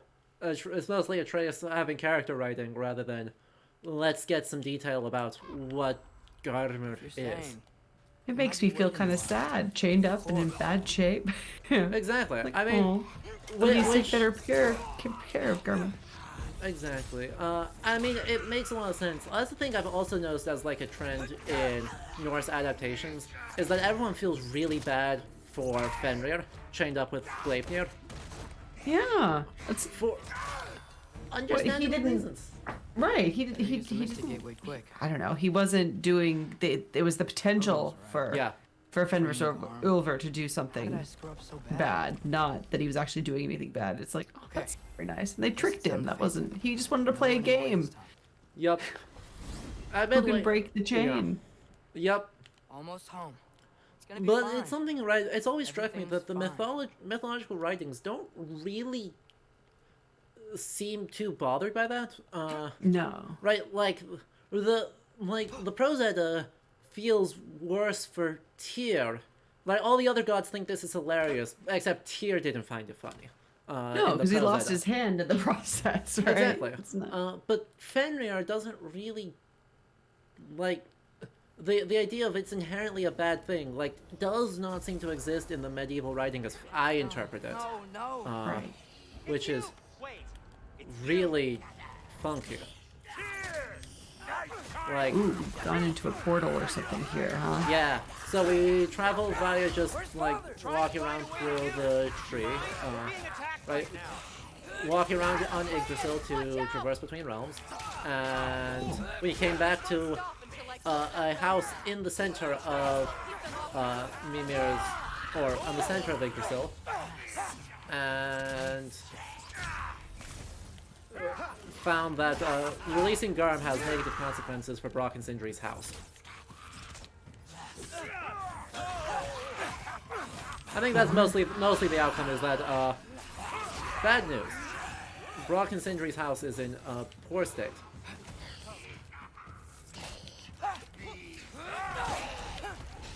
Here's the Ibex. Yep. Well, we have the other options of summoning wolves, which makes much more sense, but I don't have enough EXP to make that worthwhile yet. Or we could summon squirrels to dig up Squirrels.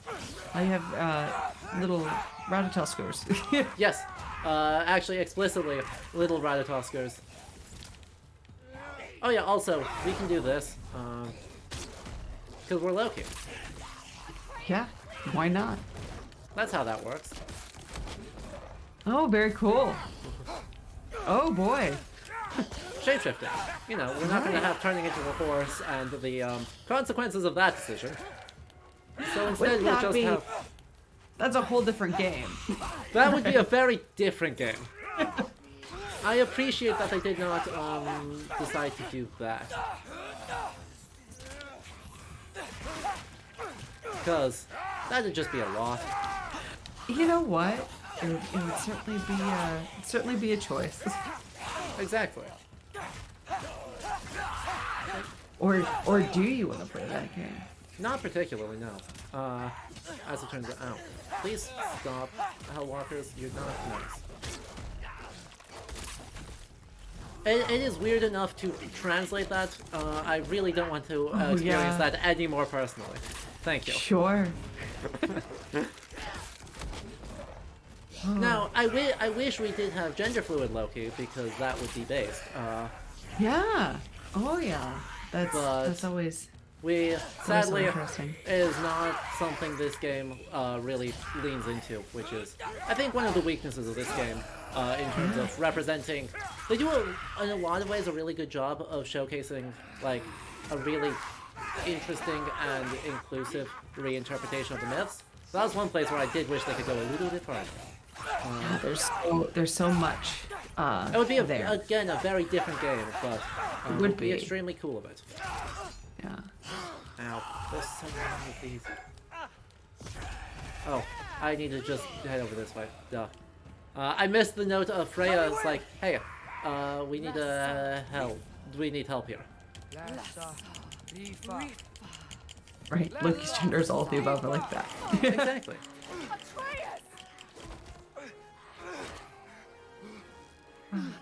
And this is fine. Whoa. Okay. Oh dear. Don't worry, That's it's fine. intense. It's fine. Freya, I will draw them to me. Yeah. There we go. Yeah. Good old Oh, yeah. saved at the final hour by sword through the head. Exactly. quality parenting. Right. There's more than a couple saga heroes that would benefit from that. Sure. Mostly, most I can think of like bad parents in the sagas more than good parents. Oh yeah, there's quite a few bad parents. There's a lot of bad parents. Yeah. That's it's certainly true. It's one of those things. Sometimes when you're reading the saga, you're just like, I'll be in the library or something, and I'll just go, and people are like, aren't you reading like medieval texts? I'm like, yeah, Yes. they can be real brutal sometimes.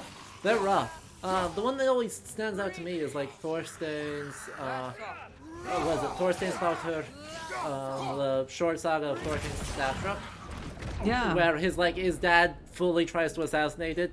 After the plot wraps up, his dad Right. fully tries to assassinate the protagonist of the saga. I was You're like, what the fuck? There was no reason. What? Oh. Is it over? There No was thanks no to reason to you. do that. Oh yeah, by the way, there's Tyr. He's a pacifist. Oh, okay. Atreus. There you go. Atreus. Has the runaway returned and brought all this with I hope he just hangs Mimir on his belt. Yep.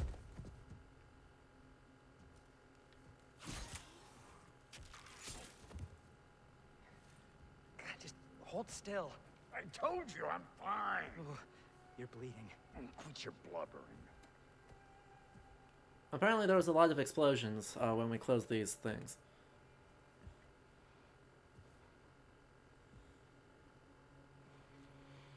Yeah. There's Atreus. Alright.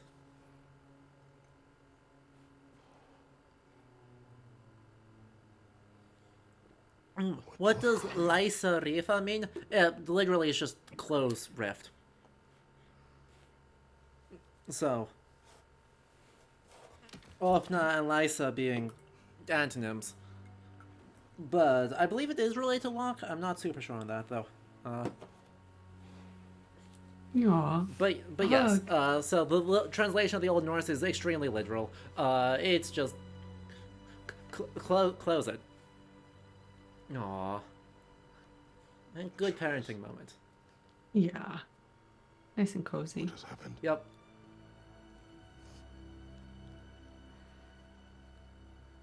It's all my fault. The Hell Walkers. They're everywhere. Everywhere. That is not your It's not your fault. Yes, it is. It's a little bit my fault.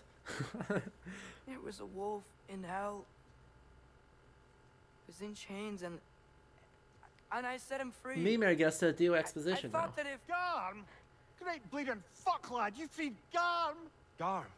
Who freed Garm? That's madness. Surely not you, young one. If the Hound of Hell is loose, he'll chew through the fabric of the realms. So... Hellwalkers are just the beginning. What were you thinking? Aye, this is a Yeah, fuck yeah, up of yeah. not insignificant proportions. What would drive you to such mischief?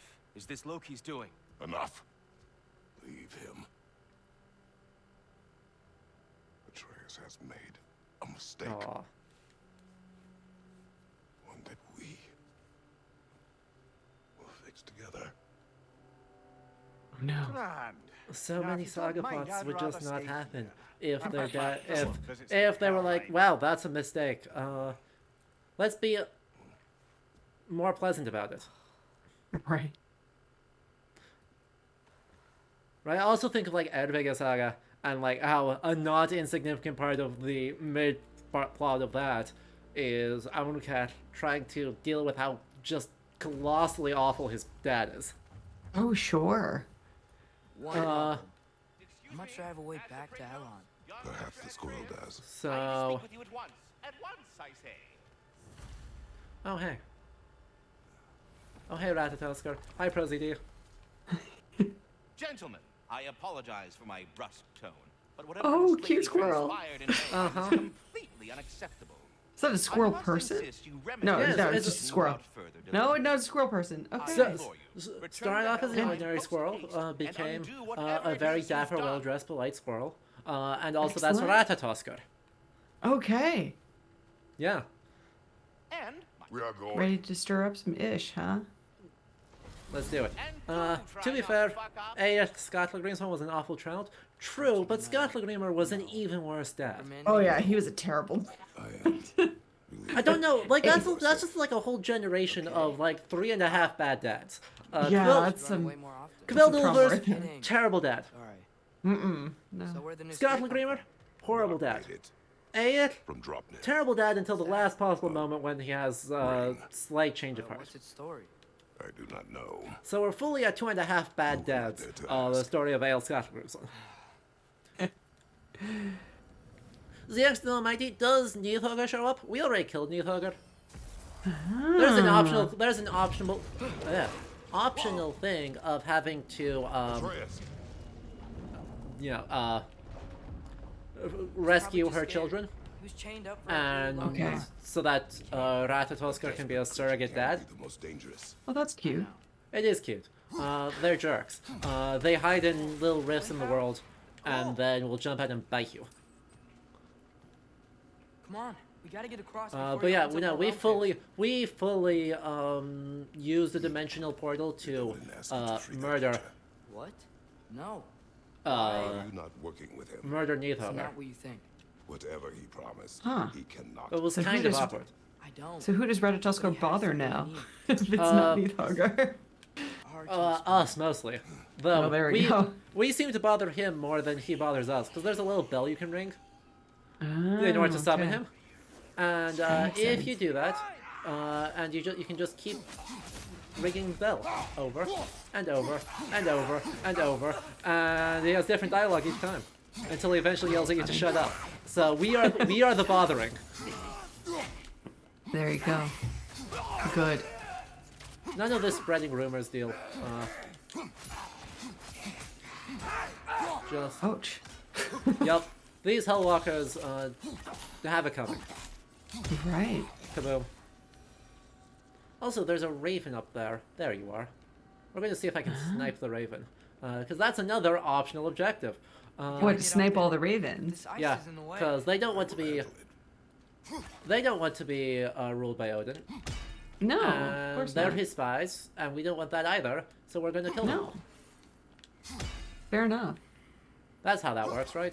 That's totally a reasonable thing to be trying... Oh boy, I'm going to miss this so many times. Hope you all are excited to watch me be bad at aiming for a while. Hey, I got it! Boom. Boom. They also might be human sacrifices. Ah. There's a lot of, as you kill more of them, they go to a spot in Nibelheim to talk about and give you stuff for it. Oh, that's kind of fun. But yeah, but they might be human sacrifices Oh, we got a for runic more inscription bad there. narratives. Yup. The wind from your wings chills my bones and fills my sails, Hmm. as I pray to Hreisvelger. Okay. Yeah. It's a very eloquent runic inscription. Usually they're not so eloquent. True. What even is the point if it's not just like 80% random graffiti? Right. Or such and such raised this stone in memory of such and such. Exactly. A lot of those too. I'd also, like, I don't know how many prayers we actually have in the corpus, but Not too many Yeah. on runestones at least. No work for Odin. I at least though do appreciate the fact that it's ambiguous whether this is a Just need prayer you to of trust me. devotion or bullying, I know I have no right to right? Because it said right the words appear to spite he have that you Hreisvelger need? and then praise at Why the same can in you the not same tell breath, me? and that feels very That on feels, vibe. yeah, it does. Why do you have a new weapon? The vibes are good for that, even if the details are, you know, not. It's complicated.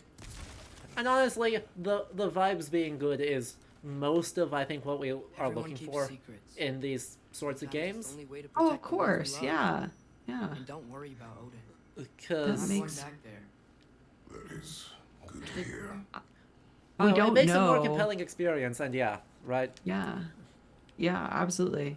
We straight up don't know what things look like. Yeah, so I'm so Might as busy. well. I think I understand how Freya closed one. Exactly. Keep the enemies away if you can. Oh, this is fun.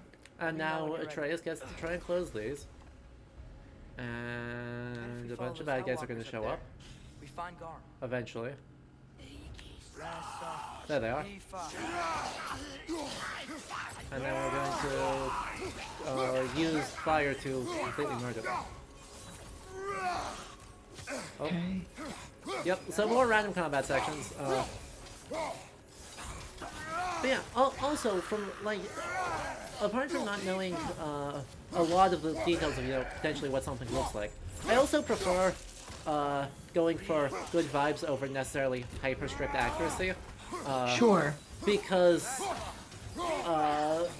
as like trying to talk about history, teach history through that, I always want something interesting, and having good vibes, right? Having a good sense of like what's the emotional space that these people lived in, worked through, interacted with. To me, Sure. it feels much more impactful to try and like teach and understand with than is this properly the Ernest style on this random pillar. Though it is fun. It's fun to have that too, TBH. Oh, sure. And also so much of this is based off of what we have in literature and mythology, which Yeah. are all fantasy worlds, constructed and written down, right? So it's okay that we're also doing interpretation too, because that's what a lot of the sagas are, is interpretation. Exactly. And if you want to hear more on the long history of interpretations, next week I get Claire Mully on, also yeah. from Oxford, to talk more about that, because there's a very long afterlife here for all this material. Yeah, and Claire is excellent. So I Claire is delightful. highly recommend tuning in next time too.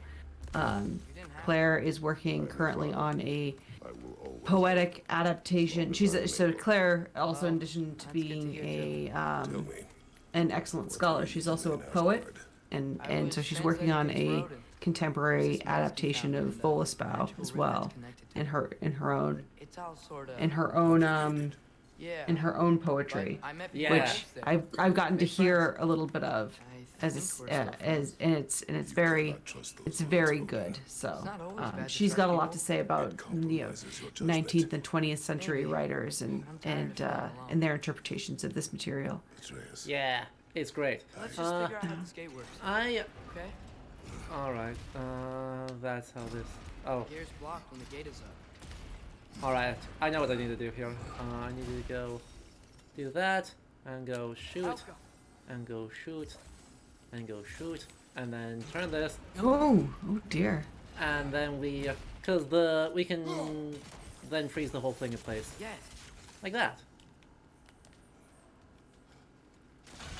But yeah, amusingly, that actually makes two different guests that have done adaptations of Voluspa, because we had Declan Who Taggart else on. is- We had Declan Oh. Taggart on in Okay. December, and Declan made an interactive version.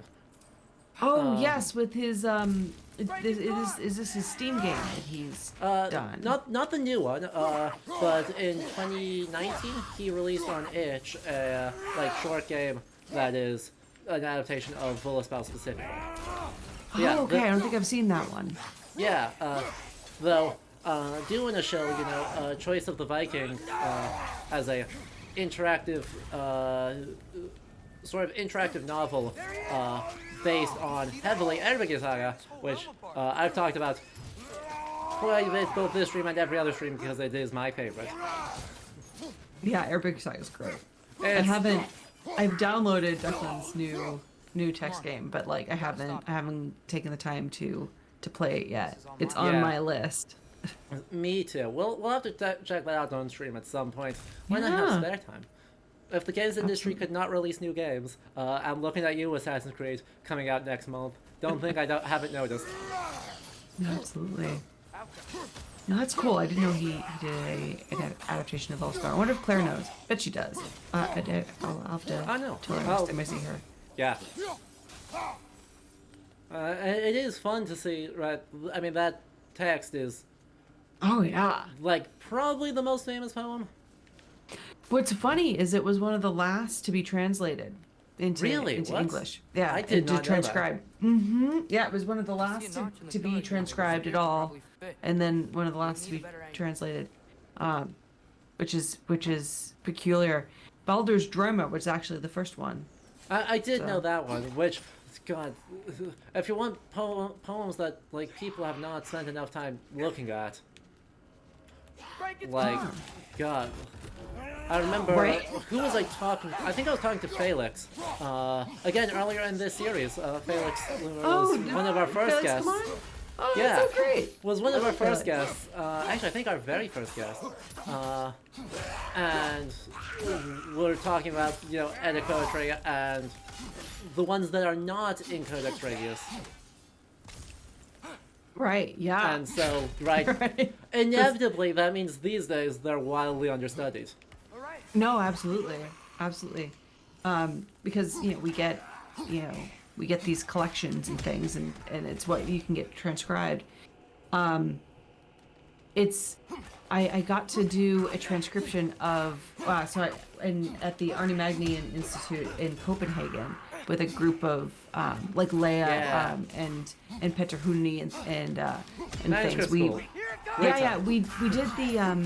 We did the master class where they lock us in a room with a manuscript that. Well, we're not locked in a room, but we're in the room the whole time for about 3 weeks transcribing something that's never been transcribed before. And we got to do Undra Saga, which has never really come out of the manuscript before. So hopefully in around October we'll have. Then this is we'll have some sort of publication where we'll have normalized Icelandic and somebody will be able to translate it, and we'll have a new saga, or not new, but a saga that we can study again. There's a lot of material that's locked behind just manuscripts, and nobody's done the research to get them out. There's a lot still there. Is that like a Saints saga, or is this? I don't. No, it's a legendary saga. What? It's a that's just it's straight up legendary saga. It's got not to plug it too much, but it's got berserkers in it. No, it's plug got, away. It's got some blood feuds. It's got a wonderful guy who dies outside of his lover's burial mound because he misses her so much. And there's also just a random dragon that comes down, takes a body from the battlefield, leaves, and you never hear about the dragon again. Wait, this is amazing. Yeah, it's gonna be great. So, and it's not very long, so it's wow. That was a lot. That's a lot of action for a not very long saga. Yeah. So I'm really looking forward to actually, I wanted to make an English translation. That's next after the transcription comes out. So amazing. Zoe Alden in chat does want to know, like, what's that process necessarily look like beyond being locked in a room? You look at all of the manuscript witnesses of a particular saga. So in the case of Andra Saga, there was 6 of them. You find the one that is the most intact, make a stemma of how these manuscripts are related to each other. And then you make your best attempt at transcription, because a lot of Icelandic manuscripts are highly abbreviated.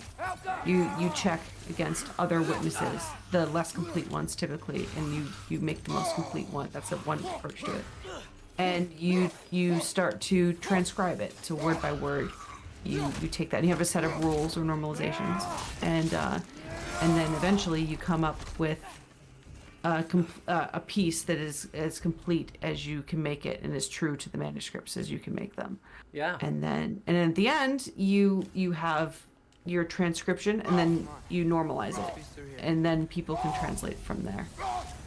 If that makes sense. Hopefully that answers your question. Yes.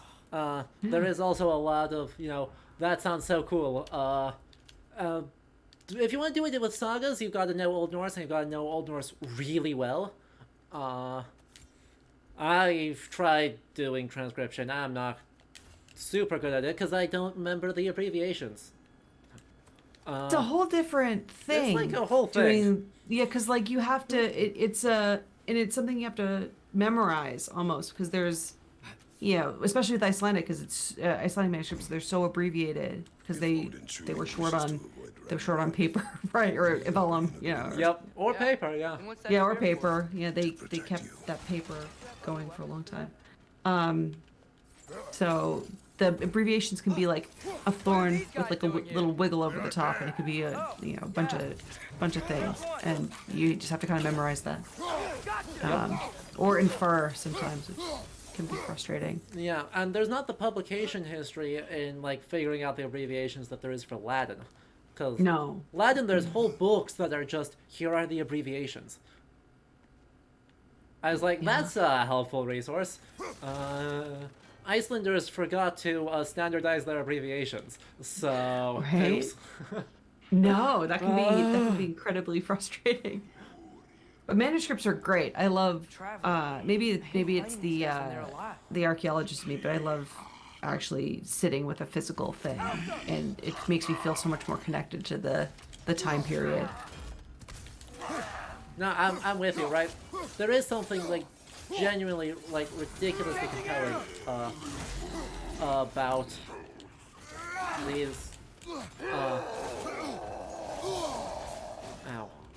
about the, like working with a physical book instead of big sword, just relying on relying on what other people have like translated or assumed is the case. Oh yeah, like that is. There's many times you can find mistakes and things in people's in their translations. Even often I'll go even well-trod things. I'll go back to the Old Norse and find new insights from somebody else's translation, where we assume something because they translated particular bird as a particular I don't know. I'm thinking of like the story of Sigurd and Fafnir and Fafnir's heart, right? And the little birds and that he can understand the speech of, and a lot of people will translate them to very specific birds, and you're like, well, why? What was that choice? Because the Old Norse just says birds. Yeah. Or the Old Norse uses what? Fool, right? Something literally. like that. I think it is literally just bird. And you'll get very specific birds in the translation. All right. Let's go. Okay. Yeah, it's funny like that. So yeah. Or you'll get in chats with people about the definition of halberd versus something else or whatever when it comes to weapons. Oh God, what a goofy. There's been so many people trying to figure out what the heck an Atger actually is supposed to be. Sure. And then the Penguin translations just roll up and say it's a halberd, and it's like, whoa, hold on, the bit, just for a little while. But also, I do want to shout out, right, if you are interested in doing that transcription work without having to, learn another language to a pretty high degree of proficiency, there are always check around like some research libraries, because the British Library has done some, the Newberry Library has done some of working with like 19th century charter documents in English to get that practice in like transcribing historical documents. So if that's something you're interested in, like, do poke around online. I'm not aware of any going on right now, but there are always projects of like Library of Congress has a bunch of like archival digits or archival transcription projects. So poke around with those institutions and see if they're doing anything right now to let you do that. Yeah, there's so much material in these archives. Here in Oxford, there's all these letters and things that in English in 18th, 19th century letters that need to be just transcribed. People do this sort of thing all the time, and it's in these large database projects. And there's also like crowdsourced projects too, if you're interested in that kind of thing. And the more research, the more stuff we have, the more insight we have into these periods. So if you're interested, I love this type of stuff. It's so fun to work with some of these older documents, even if they're just pictures too. Like you don't necessarily have to get to the book. It's like a big puzzle. It's lots of fun. It is so much fun. I always encourage it. And The archivists will need every scrap of help they can get because they don't have time to do that. So if you're able to create some of that metadata for them, that's like a huge boon and a great service in general. Oh yeah. So, Somebody who works with digital humanities quite a bit anymore. Yeah, it's really great when you have people that help with collecting and resources. Yeah. exactly. And I mean, since I am currently doing like the degree in cultural heritage, and everything right now is digitization. It's like, oh yeah, lots of digitization work that needs to happen for like any of this.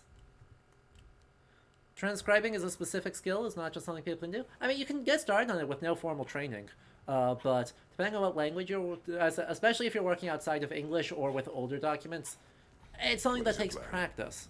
Yeah, you have to kind of read because certain scripts are difficult to read and that sort of thing, or Yeah. abbreviations happen. But Shoutouts to Beneventon for being the worst Latin hand I have ever seen in my life. right? Sometimes you're just like, what is somebody saying? What is this? Exactly. If you look at the VOD from the last stream when we were talking to Basil, we pulled up an early modern Icelandic manuscript, and it was fully rubbish. Oh man, yeah. No, there's some of those ones that are so difficult to read, where you're just like, what were you doing? What were you doing? Oh, and you had Basil on too. That's so exciting. I know. This was basically just get all of our friends on. Oh yeah. I will not lie and pretend otherwise, because I mean it's great to be able to talk to full professors, but y'all are doing such interesting work that giving an audience to actually share that here was one of the goals for this, and I'm glad I was been able to just get all my friends on. It's amazing. I went to see Basil in York in it might have been November. It was like late October, early November, and it was great. It was wonderful to get up there. York is really cool. It's so fun. God, I like Oxford and Cambridge, but man, York is the fun history city. Yeah, it's got a lot there, you know. Wow, what are you? What is going on? We are freezing this in place. Oh, there it is. We grab these, and then we're gonna just try and rechain Garm. You've got another medieval Icelandic sigil there. We sure do. Actually, I should look at the sigil arrows, because that's one of the purple arrows that we've been using. I should pay attention to what sigil they're actually pulling up, because I'm guessing it's Transformation. Did Odin teach you to control it? No. We will not rely on what he taught you. I am Next guessing time, it's do an it Ice my Yelmer. way. That wouldn't surprise me. Which would not be surprising at all, because it's entirely predictable. But still, it is my pet peeve.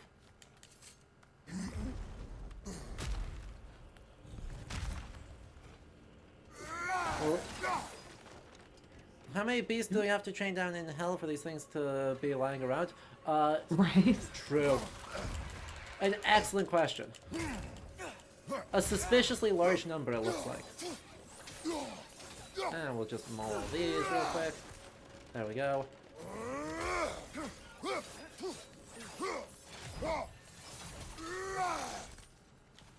He didn't die. Those are like retracting daggers sort of things, huh? Yeah.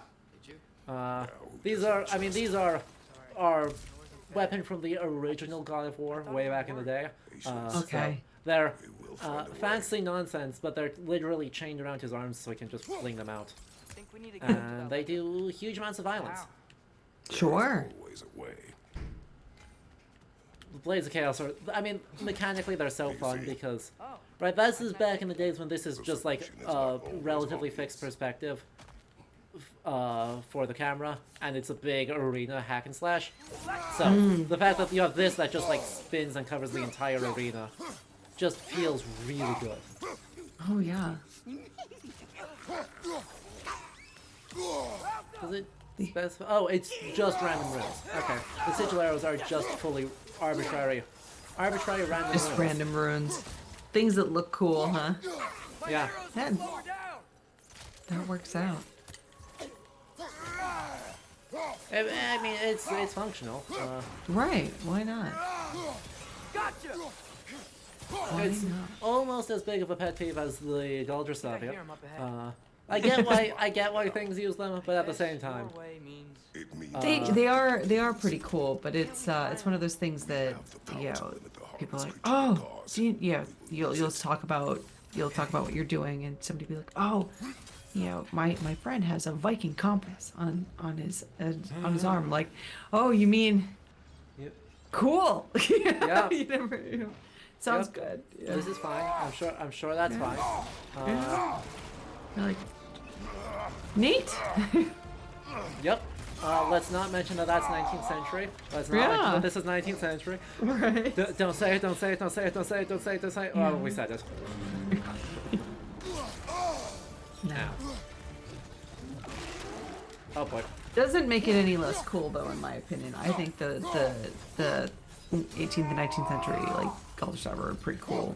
Oh, they're objectively fantastic on their own They're merits. gorgeous. And also, like, some of those manuscripts are just fascinating. I was looking at one the other day, and there was a stav in there that was like, it was like carve this in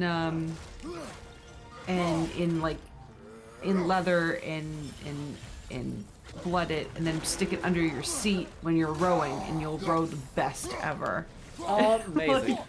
Like, that's great. So they had these things for everything. So if you ever need to row a boat. Well, turns out that's the secret. If I need to ever try and do that, what's his face? That random, like, lift a big heavy rock in order to determine how much wages you get. Grab one of those with me. Exactly. Yeah. Oh, pup. I know. You're really wailing on this dog. We are hurting the puppy just a little bit. Yeah. Ow. That's fair. Wow. Oh. So that chain looks really heavy. That chain looks really heavy.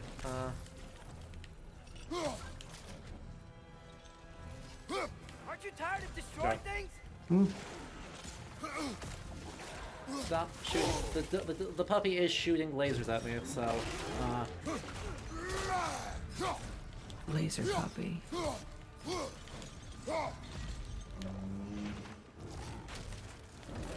Luckily, we should just be able to shield through those. Oh, okay. Let's discharge this because it's. Okay, they are chunks of ice, not lasers, but still.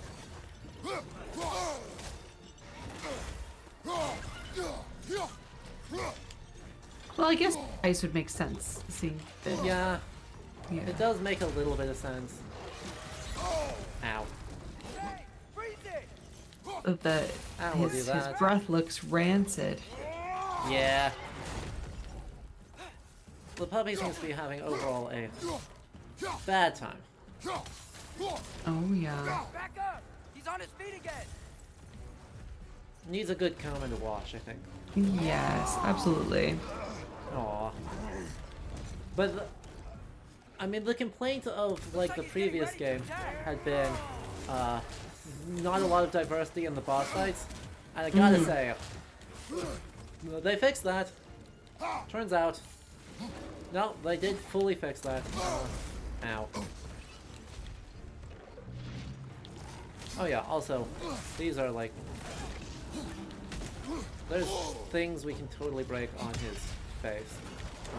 Yeah. It's a pretty extensive boss fight too. Like this is. It's not done yet either. Yeah. Like there's gonna be a while left of.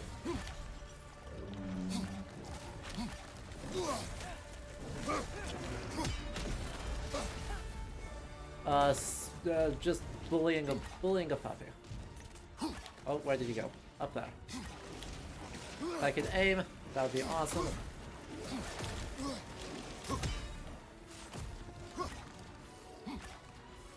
He's a tough boy. Ow. I know it's hard. It's hard to feel good about this as we. Even though the puppy is not super friendly right now, it's hard to feel like I'm doing a great thing here. Right. Ow. It is.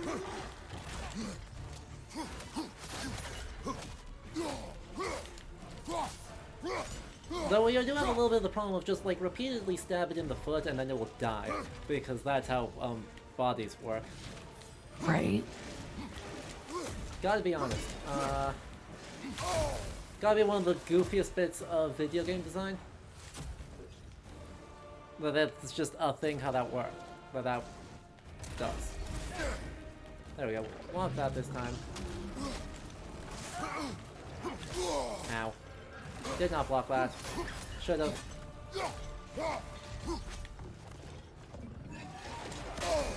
Ow. More ow. Is there a wolf or is a dog? Was it ever explicitly mentioned? I know it's explicitly said that it howls.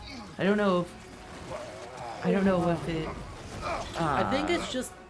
I think it just says the hound howls. I think it is hound. Yeah, I think that's what it would be.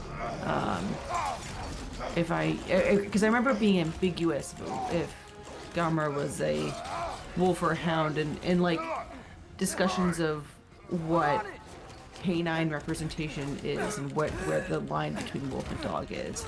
Yeah. Or if there was one. Yeah, I'm pretty sure it's I'm pretty sure Vlospel says it's the hound howls that can even have clear. That's what I thought. That alliterates correctly. Right. Yeah, but like it could be a very wolf-like hound, right? It's True. Yeah, that is a relatively blurry line. Sometimes. Yeah. There's no other way. Whereas like Fenris Ulver is very clearly a wolf. It's Yeah. unambiguously the wolf. Right. And Galmer is a little bit more blurry. It's more hound. Yeah. That's. But again. Yeah, it's translation. I know. the joys of trying to figure out what the heck these poems mean. Yeah. I mean, I think probably every possible interpretation as to what it could mean has been proposed. So. Oh yeah. You know. Well, there's so much about. Yeah. I'm gonna bring up Ashley's thesis about like the line between dog and wolf and what that means, and yeah, he does this big categorization about where you draw the line between that, or if you should. So, I'm really looking forward to that finally. Getting published. I think that'll be really interesting. I think that'll be really cool too. Yeah. Maybe we can use my sigils to carry the frost Let's to the gear. do that. Oh. We'll do one more there. Oh. Nope.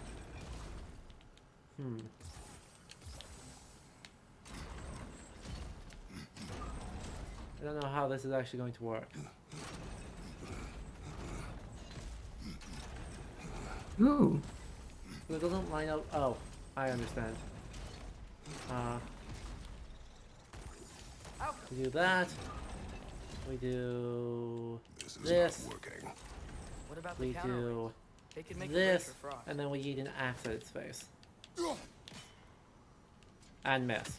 Don't worry about that. Let's try That's that again. okay. Did that not stop it the way I hoped it would? Boo. Oh. That's why. And it comes right back. That's why we do this. Because I didn't hit the right bit. I didn't get it to the right bit, so... Let's see. We do that. And then... We... do... that. Hello. We do that. And then we... try this. That should do it. Yeah, that worked. Mm. Come on, the Gate's open. Let's go Hooray. before it unfreezes. Well, Magic bow. I sought the Exactly. noise. They told me Heimdall intended to kill you in Asgard. Heimdall? The Norns? I thought you didn't believe in that. do we believe in fate? That's always an interesting question. What, the Nornir Nor- and fate? Exactly. Last time we found out that the Nornir do not actually predict the future. They just think everyone else is so predictable. How? Oh, okay. That instead of, oh yeah, we actually control fate. Everyone else just, we are omniscient enough do not to know how these, to be able to make really good guesses as to what people would be doing. And then because they're so predictable, they just keep doing them. Ah, the puppy's back. Also, yeah, the puppy did not die. We killed the No. puppy, and it did not die. No, absolutely. Which is a Rises again. bit of an issue, as it turns out. Sure. Run!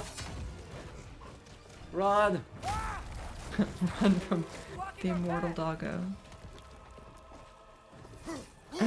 Oh, jeez, that was wild. Yeah. Yep. Ow. Yes, yes. Come on. Throw your spear at his legs! Right. Boom. So, there we go. Let's try that again. Oh Going boy. fast. Going fast, be good.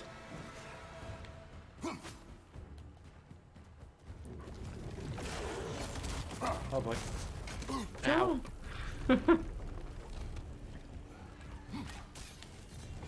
That one, the bursting through the walls was very like jump scare. Like, Yeah. It's such a good set piece. So now we're just like, oh panic, oh panic. Run till we can get to a spot where we can actually fight this thing again. right? If we To can't figure out find what him, we're gonna then do, we'll I don't find know. The realms will collapse. You must learn Because to it is call not a me very God. happy puppy. Maybe I've learned everything No. around chaos. Well, What would you else did be? you learn? No. We work Quite the together and opposite. We trust each other. Oh boy, we also have redemption of a compliment and another nitpick. So compliment is of course the exact opposite of the nitpick. So what are the things that you think are that you see that are interesting or that have like a particular resonance that you think are cool? They either reflect scholarship, reflect your own interpretations, kind of whatever. Yeah. As the puppy just really ruins her day. Oh my goodness. Well, the whole like any sort of jaws of some sort of lupine figure, right? Like calls back to Ragnarok just in general. Yeah. Yeah, quite Getting- not subtly either.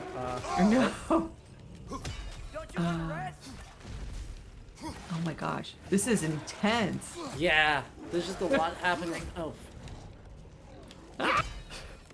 And I mean, they do a good job, right? For this is the hound that's supposed to kill Tyr. So, Right, yeah. Like this is a hugely important and or impactful being within the mythological world, and so. Right, the fact that they're like willing to make it this big set piece is pretty impressive and extremely fun. And often when you think about these sorts of mythological, hounds or wolves, you think of Fenrir right away. You don't necessarily think of Grommer. You just, it's not the one that first comes to mind, and that's pretty cool. It's been included in such a big way. Yep, but we I will. can see that. How does he keep coming back? That is his nature. Look at that. Gotta change that. Back! Oh, Unfortunately, his nature is to be also unkillable. Wait! sure. Stopped it. Keeps coming back to Get on life. his back. Yeah, so that's unfortunate. Please. I got this. But You do it your way then. Atreus thinks that Can't keep this has a solution. Right? What's So the we'll see how solution? that- to turn Garm into Fenrir, obviously. Obvious. That'll fix every problem. Right. So yeah, is this the- is the what is other on- compliment that we're gonna get quite soon, because, you know, Atreus has an idea. Hmm. Now's our chance. What's around his neck? Is it? I'm not that sure. Yeah. Some sort Is of it golden collar, but I don't know what the details are. I can't get a real good look at it. Yeah. Please work, please work, please work. I'm sorry. Please work, I'm sorry. Oh, cool. Okay. Running up. Vecchia. Whoa. And yeah. And runs away. Right. happened? Ouch. We gotta find him. Come on. There we go. Well, I'd run away too if I got stabbed like that. That's fair. Though, yeah, I don't know whether it's the Blades of Chaos or the other stab Well, that hurt more. Guess he came this way. Right. Let's find another way up. Does What did you cause a do? lot of mess. At the house. I think saw me on a doing something nitpick, bad. right? My nitpick is purely structural, that they could have made this a little I bit accidentally put shorter. his soul into my knife. But, Souls like, are in powerful, general, a so lot I of thought these maybe sequences Fenrir's are, good. like, Change its I think nature. 20 minutes too long. Yeah. Let's see if it took. Not as Ooh, bad is as that- as the Nornir segment, but still bad. Is this that looks one like of it's one his of the leg chains. chains? Yeah. Yeah. Oh, let's see. Oh, that's very cool. It's There's a super lot cool. of really good detail on there. Yeah, it reminds me of, like, these remind me of, like, the animal head figuration that we see on a lot of material. Just, it's simplified down to be ambiguous as to, like, What the I mean, actual it does- style of it is. yeah. Or what period. Well, I think that's probably for the best too. You don't want to narrow. There's so many like very dateable animal styles that you don't want to Exactly. be too specific. Yeah. When I Because, found I you mean, in we the have, like, a garden, really before precise Freya chronology attacked, from, what, like, the you said 500s you all the way needed up to into the protect me. 1200s for those. We do, yeah. It's- The typology is really good. You were Like, in my arms. So you wouldn't want to get too specific, or else I saw it you'd end too. up In your time, getting picked apart by people like us. You knew. yeah. Though, hey, That's why we you've said been it training me so just last week when we were playing day, Pentiment and Inclinati you will have to instead survive of God of War. without me. If they didn't Not want gonna us to go happen. into the weeds, they shouldn't won't put let the it. weeds there. I That's won't. on them. All journeys I lead refuse to to an end. apologize. Not ours. Right. By the way, you were asking about the neck Not chain. like that. I think that is the neck Oh piece right wow! there. Oh cool! Yeah. Oh, that's neat. And even more precisely, right, when you look at, like, I don't know, the serpent head figuration, that, to me, I always think of, like, Stavkirke portals, because that's what I'm familiar Oh with. sure. That's what I'm Yeah, familiar yeah. with, rather than, like, Bracteates or whatever. But they are super reminiscent of that to me. Yeah. Did we shrink the puppy? Quite the opposite, actually. Well, The all puppy of did the- not get small. The puppy did get cute, but did not get small. We'll see it in just a moment. But, you know, given that Fenrir is the wolf so large that his upper jaw touches the heavens and the lower jaw scrapes along the earth, I think the puppy got even bigger. Big You're dog. okay. Aww. Sorry I hurt you. Oh boy. It's over now. I promise. Right. Shh. Oh, you're okay. It's all We're right. okay, puppy. Fen? Are you? Aww.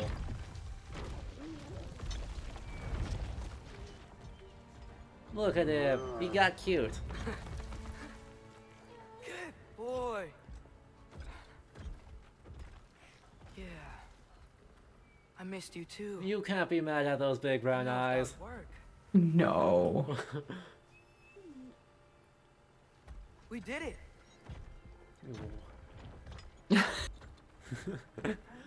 He's got the little floppy ears. Yeah. How is this possible? It's giant magic. He's so cute. I've been learning things. Uh-huh. And such a good boy. He's such a good boy. This has nothing to do with that. More secrets. No. Look at him. A promise. He's gonna go Something that sneaky. someone's trusting me to Sneaky. keep. Like you kept your Sneaky. promise to Mom. Hi. Oh, and then he's gonna lay down. See what I can do when you trust me. That's very nice. It's so sweet. Everybody just wants pets. That's all. Uh-huh. And now he still has the power to tear holes in space and time, but he's using that to go home. Right. done. Yeah, the goodest of You should boys. inform The others. goodest of boys. So the actual compliment, right here is that this is taking an actual scholarly argument and doing it in a really interesting way. Right, I think it's Yeah. Rudy Seamak, right, proposes that Garmer So, and Fenrir when the Nords told are you the my same dad was thing, gonna try and kill me, largely on the idea that you're Tyr forceful. is the foster father of the wolf, Mine doesn't and so hurt, the but thing with narrative, it's not who you like, are anymore. balance is that the wolf is the one that kills Tyr. No. Sure. So if Garm is the one who kills What Tyr, it takes to keep you safe. but the narrative balance makes sense that the wolf, Fenrir, is the one who kills Tyr, then maybe they are, like, both sentences are true? Right. Yeah. Which is, I don't 100% agree with it, but I like this way of doing it by making them distinct Right, figures it's open. with Maybe we distinct, can use the sigils to freeze the gear up there. distinct histories Alka. that they are, like, oh boy.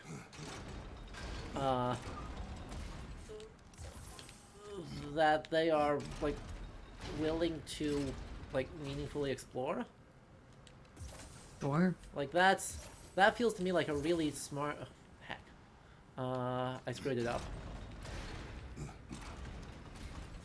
Should be able to get one more there, no problem though. And then we just do that. And it freezes in place. There we go. Father, But yeah, you right, can't trust the fates. there's a lot of times where don't this care what game they does say. like mythological When it comes to your life, adaptation in ways that are can just take kind no of like chances. weird and 98% vibes. Sure. This is one case where they're clearly like aware. Admittedly, this is scholarship that's on the Wikipedia page for Fenrir, because Rudy Seamak gets extensively cited on the Wikipedia pages I for think people this. just because his book, at least the one that was translated into English in what 90. Yeah, Six, I the remember, big the- dictionary, right? Yeah, the big dictionary is really accessible. Yeah. And fairly packed with detail. So I think that's why it gets and it has a lot of like scholarly references in it, which is Exactly. really quite good. So Exactly. It's yeah. quite good. I'm a big fan of it. But that's a case where they're aware of the scholarship and they're referring to that and doing things that are both narratively resonant and I think are really fun. Maybe not like fully scholarly plausible because souls are complicated, but like a really fun, narratively satisfying way of putting scholarship into the game. So, Yeah. big fan. Anyway, in terms of the weird adaptation, Maggie Hreisfelger, Swallower of the Dead, author of The Winds, is not the first to claim the title of Hell, nor will she be the last. Since the time of the earliest frosts, 9 rulers have fulfilled the role, with her tenure having lasted the longest. Huh? Okay. So Hell's not Loki's offspring, but Hell is Hell is like being like a like a being that is reincarnated every year or whatever. I don't know. Yeah. Like Hell is the CEO of death. right. It's a title, And, not a there's the bird.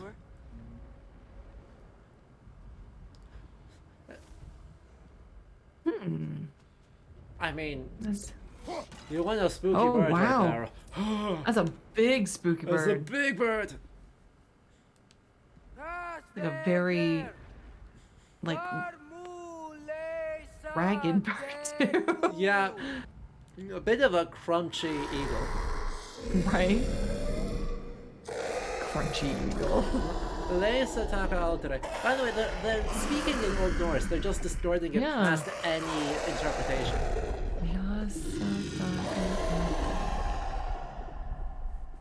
She says there's 6 stairs to close, and She did not say. expect thanks.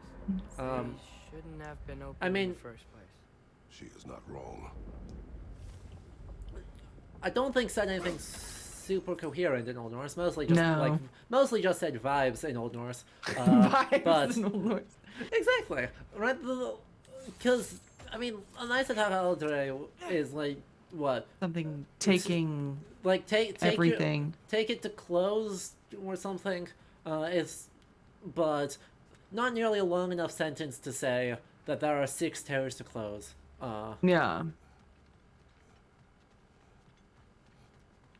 And that is I'm a okay. large perv. Exactly. Exactly. I am big. Jormungandr also says the same thing, but I am even bigger. Even Mr. bigger. Gateway got buried. Oh, I have it. well, A big snake. exactly. We got to see Loki and Angrboda create Jormungandr by putting a giant soul into a random snake. Do want to point out, though, that the reason the snake did not have a soul is because Grilla, Angrboda's grandmother, stole it. Okay. So, that... You know, when we're talking about weird adaptation, that's Alright. continues to be the weirdest to me. That's pretty wild. Grilla's a lot later than any of this. Exactly. For Is your space ancient intelligible? Not. I don't think so. And all things are perfectly balanced again. I chased you away.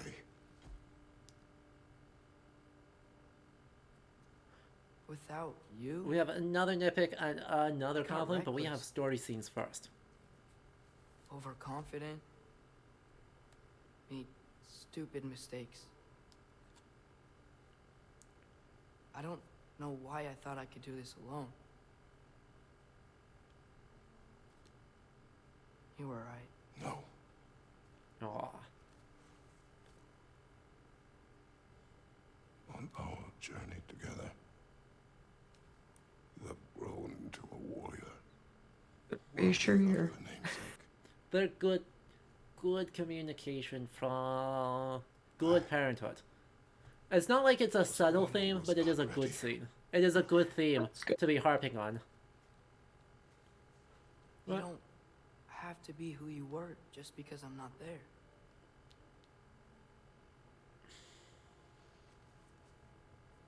Let's make a promise. Mm-hmm. I'll listen for your voice in my head when you're not there. To guide me. And you do the same.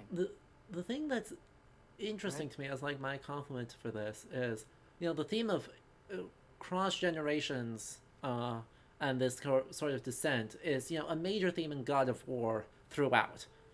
Always has been, always will be, because the Greek pantheon is obsessed with it. And the thing that's interesting, right, is the Icelandic sagas are completely obsessed with genealogy, but Oh yeah. the legendary material is obsessed with genealogy. When I think of the Eddas, like the genealogy between the gods is like not important at all. And can be incredibly inconsistent. Exactly. Don't be sorry, Father. So that's like the weird Better. discrepancy here of that it's kind of reining in Let's go one home. of the weirder impulses of Norse mythology to actually focus on handed down through generations and the ways that that impacts families. And that's a good thing, because it's one that reflects the majority of Icelandic literature way better than the mythology. But it is an adaptational choice that I think deserves to be recognized, Nothing is because the written mythology, that can't the be Eddas unwritten. themselves are not Remember? concerned about We that shouldn't at let all. prophecy define our choices. This is really sweet. Also, they're adorable. Kratos is becoming a good dad. Despite having 0 good role models in his life, he has figured out how to be a good dad. Break generational trauma. It's a good thing to do. Exactly. Group therapy. Kratos has like a normal human facial expression. Exactly.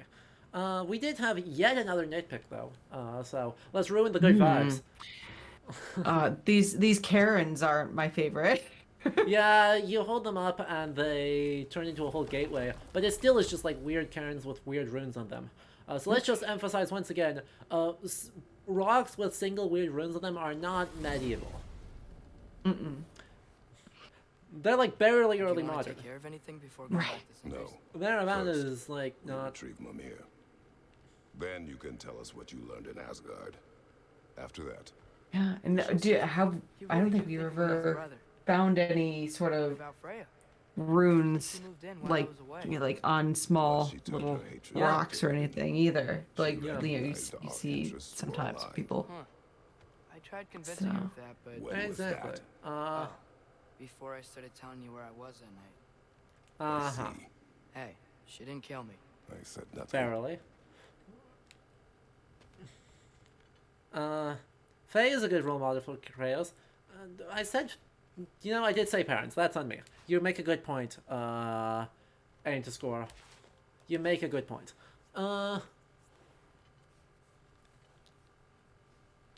Is this one of these the Yggdrasil sort of tree paths that were Yes, in it is. between worlds? Okay. Yep.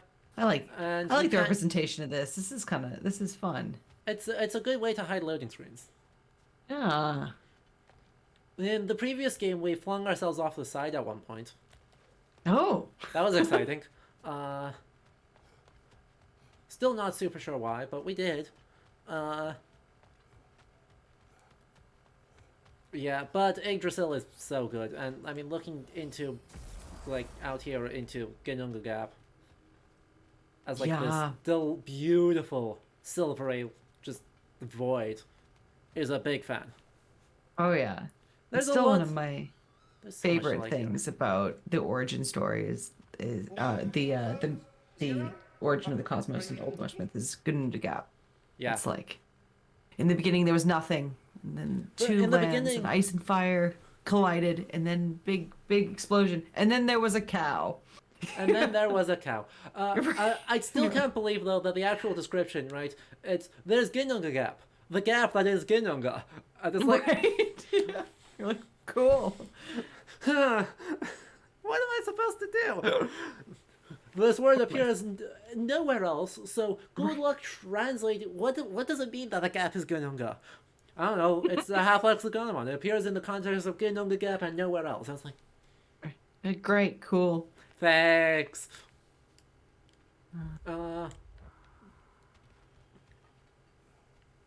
But it is so pretty. We do stand Ginnunga Gap. Very good. Oh, this whole place is so pretty. That's been one guess. Yawning Is that void. It's the yawning void, the massive void. It's like, You're back. Yeah. How did but it go? the word doesn't actually appear We should anywhere travel no else. further. So That's a bloody it's relief. a guess. So you put down Yeah. old Garm, did you? Yeah, Ooh. sort of. Atreus, We're back. How your did it decision go? to go to Asgard after all he's put us through. I'll never understand it. Yeah, that's fair, Freya. But I hope you at least came back with something we can use. What about Squirrel? I hope so too. Well, the squirrel Let is me show well you what he's behaved, up to. and but it isn't healthy for him He's that really he put curious his about anger and anxiety into More than ghostly Ragnarok reflections of or himself. Is this That's not healthy. We Anyone go to therapy recognize it? instead, That Radatoska. thing? Ugh, it's a dead end. He's been faffing around with that since before I knew him. To be honest, I thought the giants were just having a laugh with that one. Oh boy. Okay, fine. So what are we No. looking at here? You're wrong, Mimir. Uh-huh. This mask is no fraud. I will say, I also appreciate that, And only they're a few not of them ever having, glimpsed it in they their didn't visions. make Nidhogger and Veatherfalnir They and never the knew its Eagle origin, but and some believed Radatosker there all was a be way to horrible gaze people, into the secrets like in the of mythology. Right. itself. We need Yeah. likable, God, there's so few likable people in this entire corpus. It's true though. You get down to it, and everyone's kind of Infinite knowledge. not great. Very flawed. Yes. Yeah, I think that's probably why it continues to This be is why they've been perennially torturing me. popular, because everyone is so compellingly just What do on you the think? brink of being irredeemably horrible. Oh sure. It's very humanizing. Uh-huh. It's one obsession. The he never heroes saw are fit far to more share dangerous with than me. anyone else in this world, But I'll and tell you far this. worse for it. Even when Odin speaks the truth, That's his true. purpose is false. Either way, it's a mistake to let it distract us. Is Heimdall our And- focus or not? So instead, We will rewrite our fate another way. so Atreus suggests, what if Then we I'm just going back to finish the Vanaheim. thing and we go forth If we're and not we taking do the it? fight to Odin, And I should help my brother stand against him. Freya's like, let's go to Vanaheim and raise an army instead. And Kratos is like, yeah, let's do that one. When we can.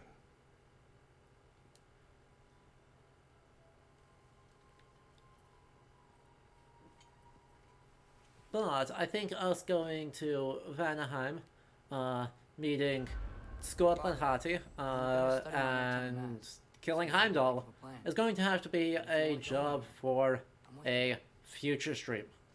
Because we have been going for about 3 hours, and that's how long we normally run these episodes for.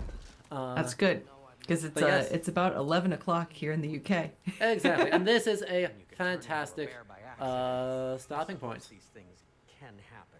So, Yeah. as we wrap up here, I mean, Of course. I know this is a very brief look at the game, but overall, what are the? Do you have kind of a general impression, things you've seen from today's stream? While we're clearing the air. Hey, wait! This was really quite cool to explore the Fenrir Silver and Galmer stuff. That was really quite neat. And that boss fight, that was just- pretty epic. It's so good. That was really cinematic too. Yeah, that they know their set pieces better than anyone else. But yes, also I think that's been fun with this is just how rich the material culture in this game is, right? Even though it's not like accurate in a lot of ways, it is so fun. And getting to explore, the ways in which that makes things both grandiose and less grandiose is so fun.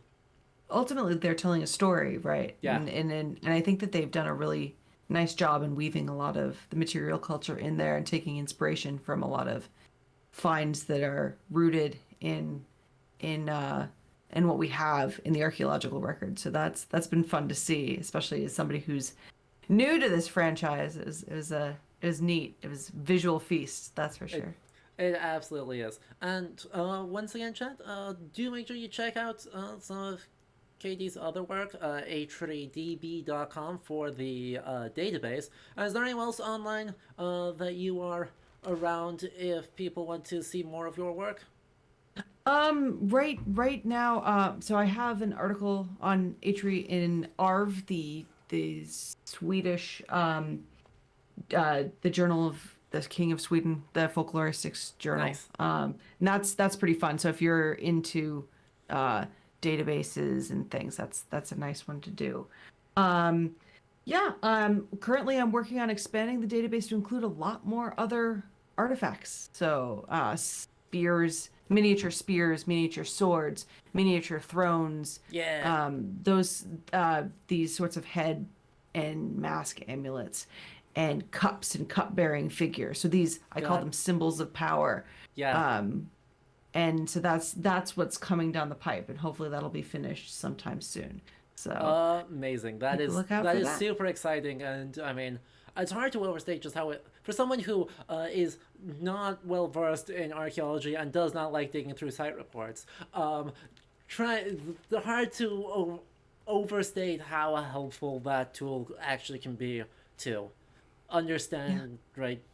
Just how much material is out there, because I think we talk a lot about how fragmentary the record is, but I think one of the threads that came through this stream is just how much material there actually can be out there. That's pretty cool. Yeah.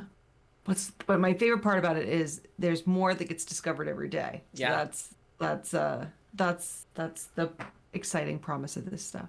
But Amazing. this has been really fun. Yeah, All right. thanks everybody for watching. I really appreciate it. And Yeah, it was, awesome. and for all your wonderful and thoughtful comments and things. It was great. Chat, you are all great. But yes, as we close off, of course, a couple of final announcements. Once again, if you like this, make sure you hit that follow button if you have not yet already, because we do a wide variety of stuff. Obviously, we'll be back next week with Claire Mully, also from Oxford, as our Claire's final... great.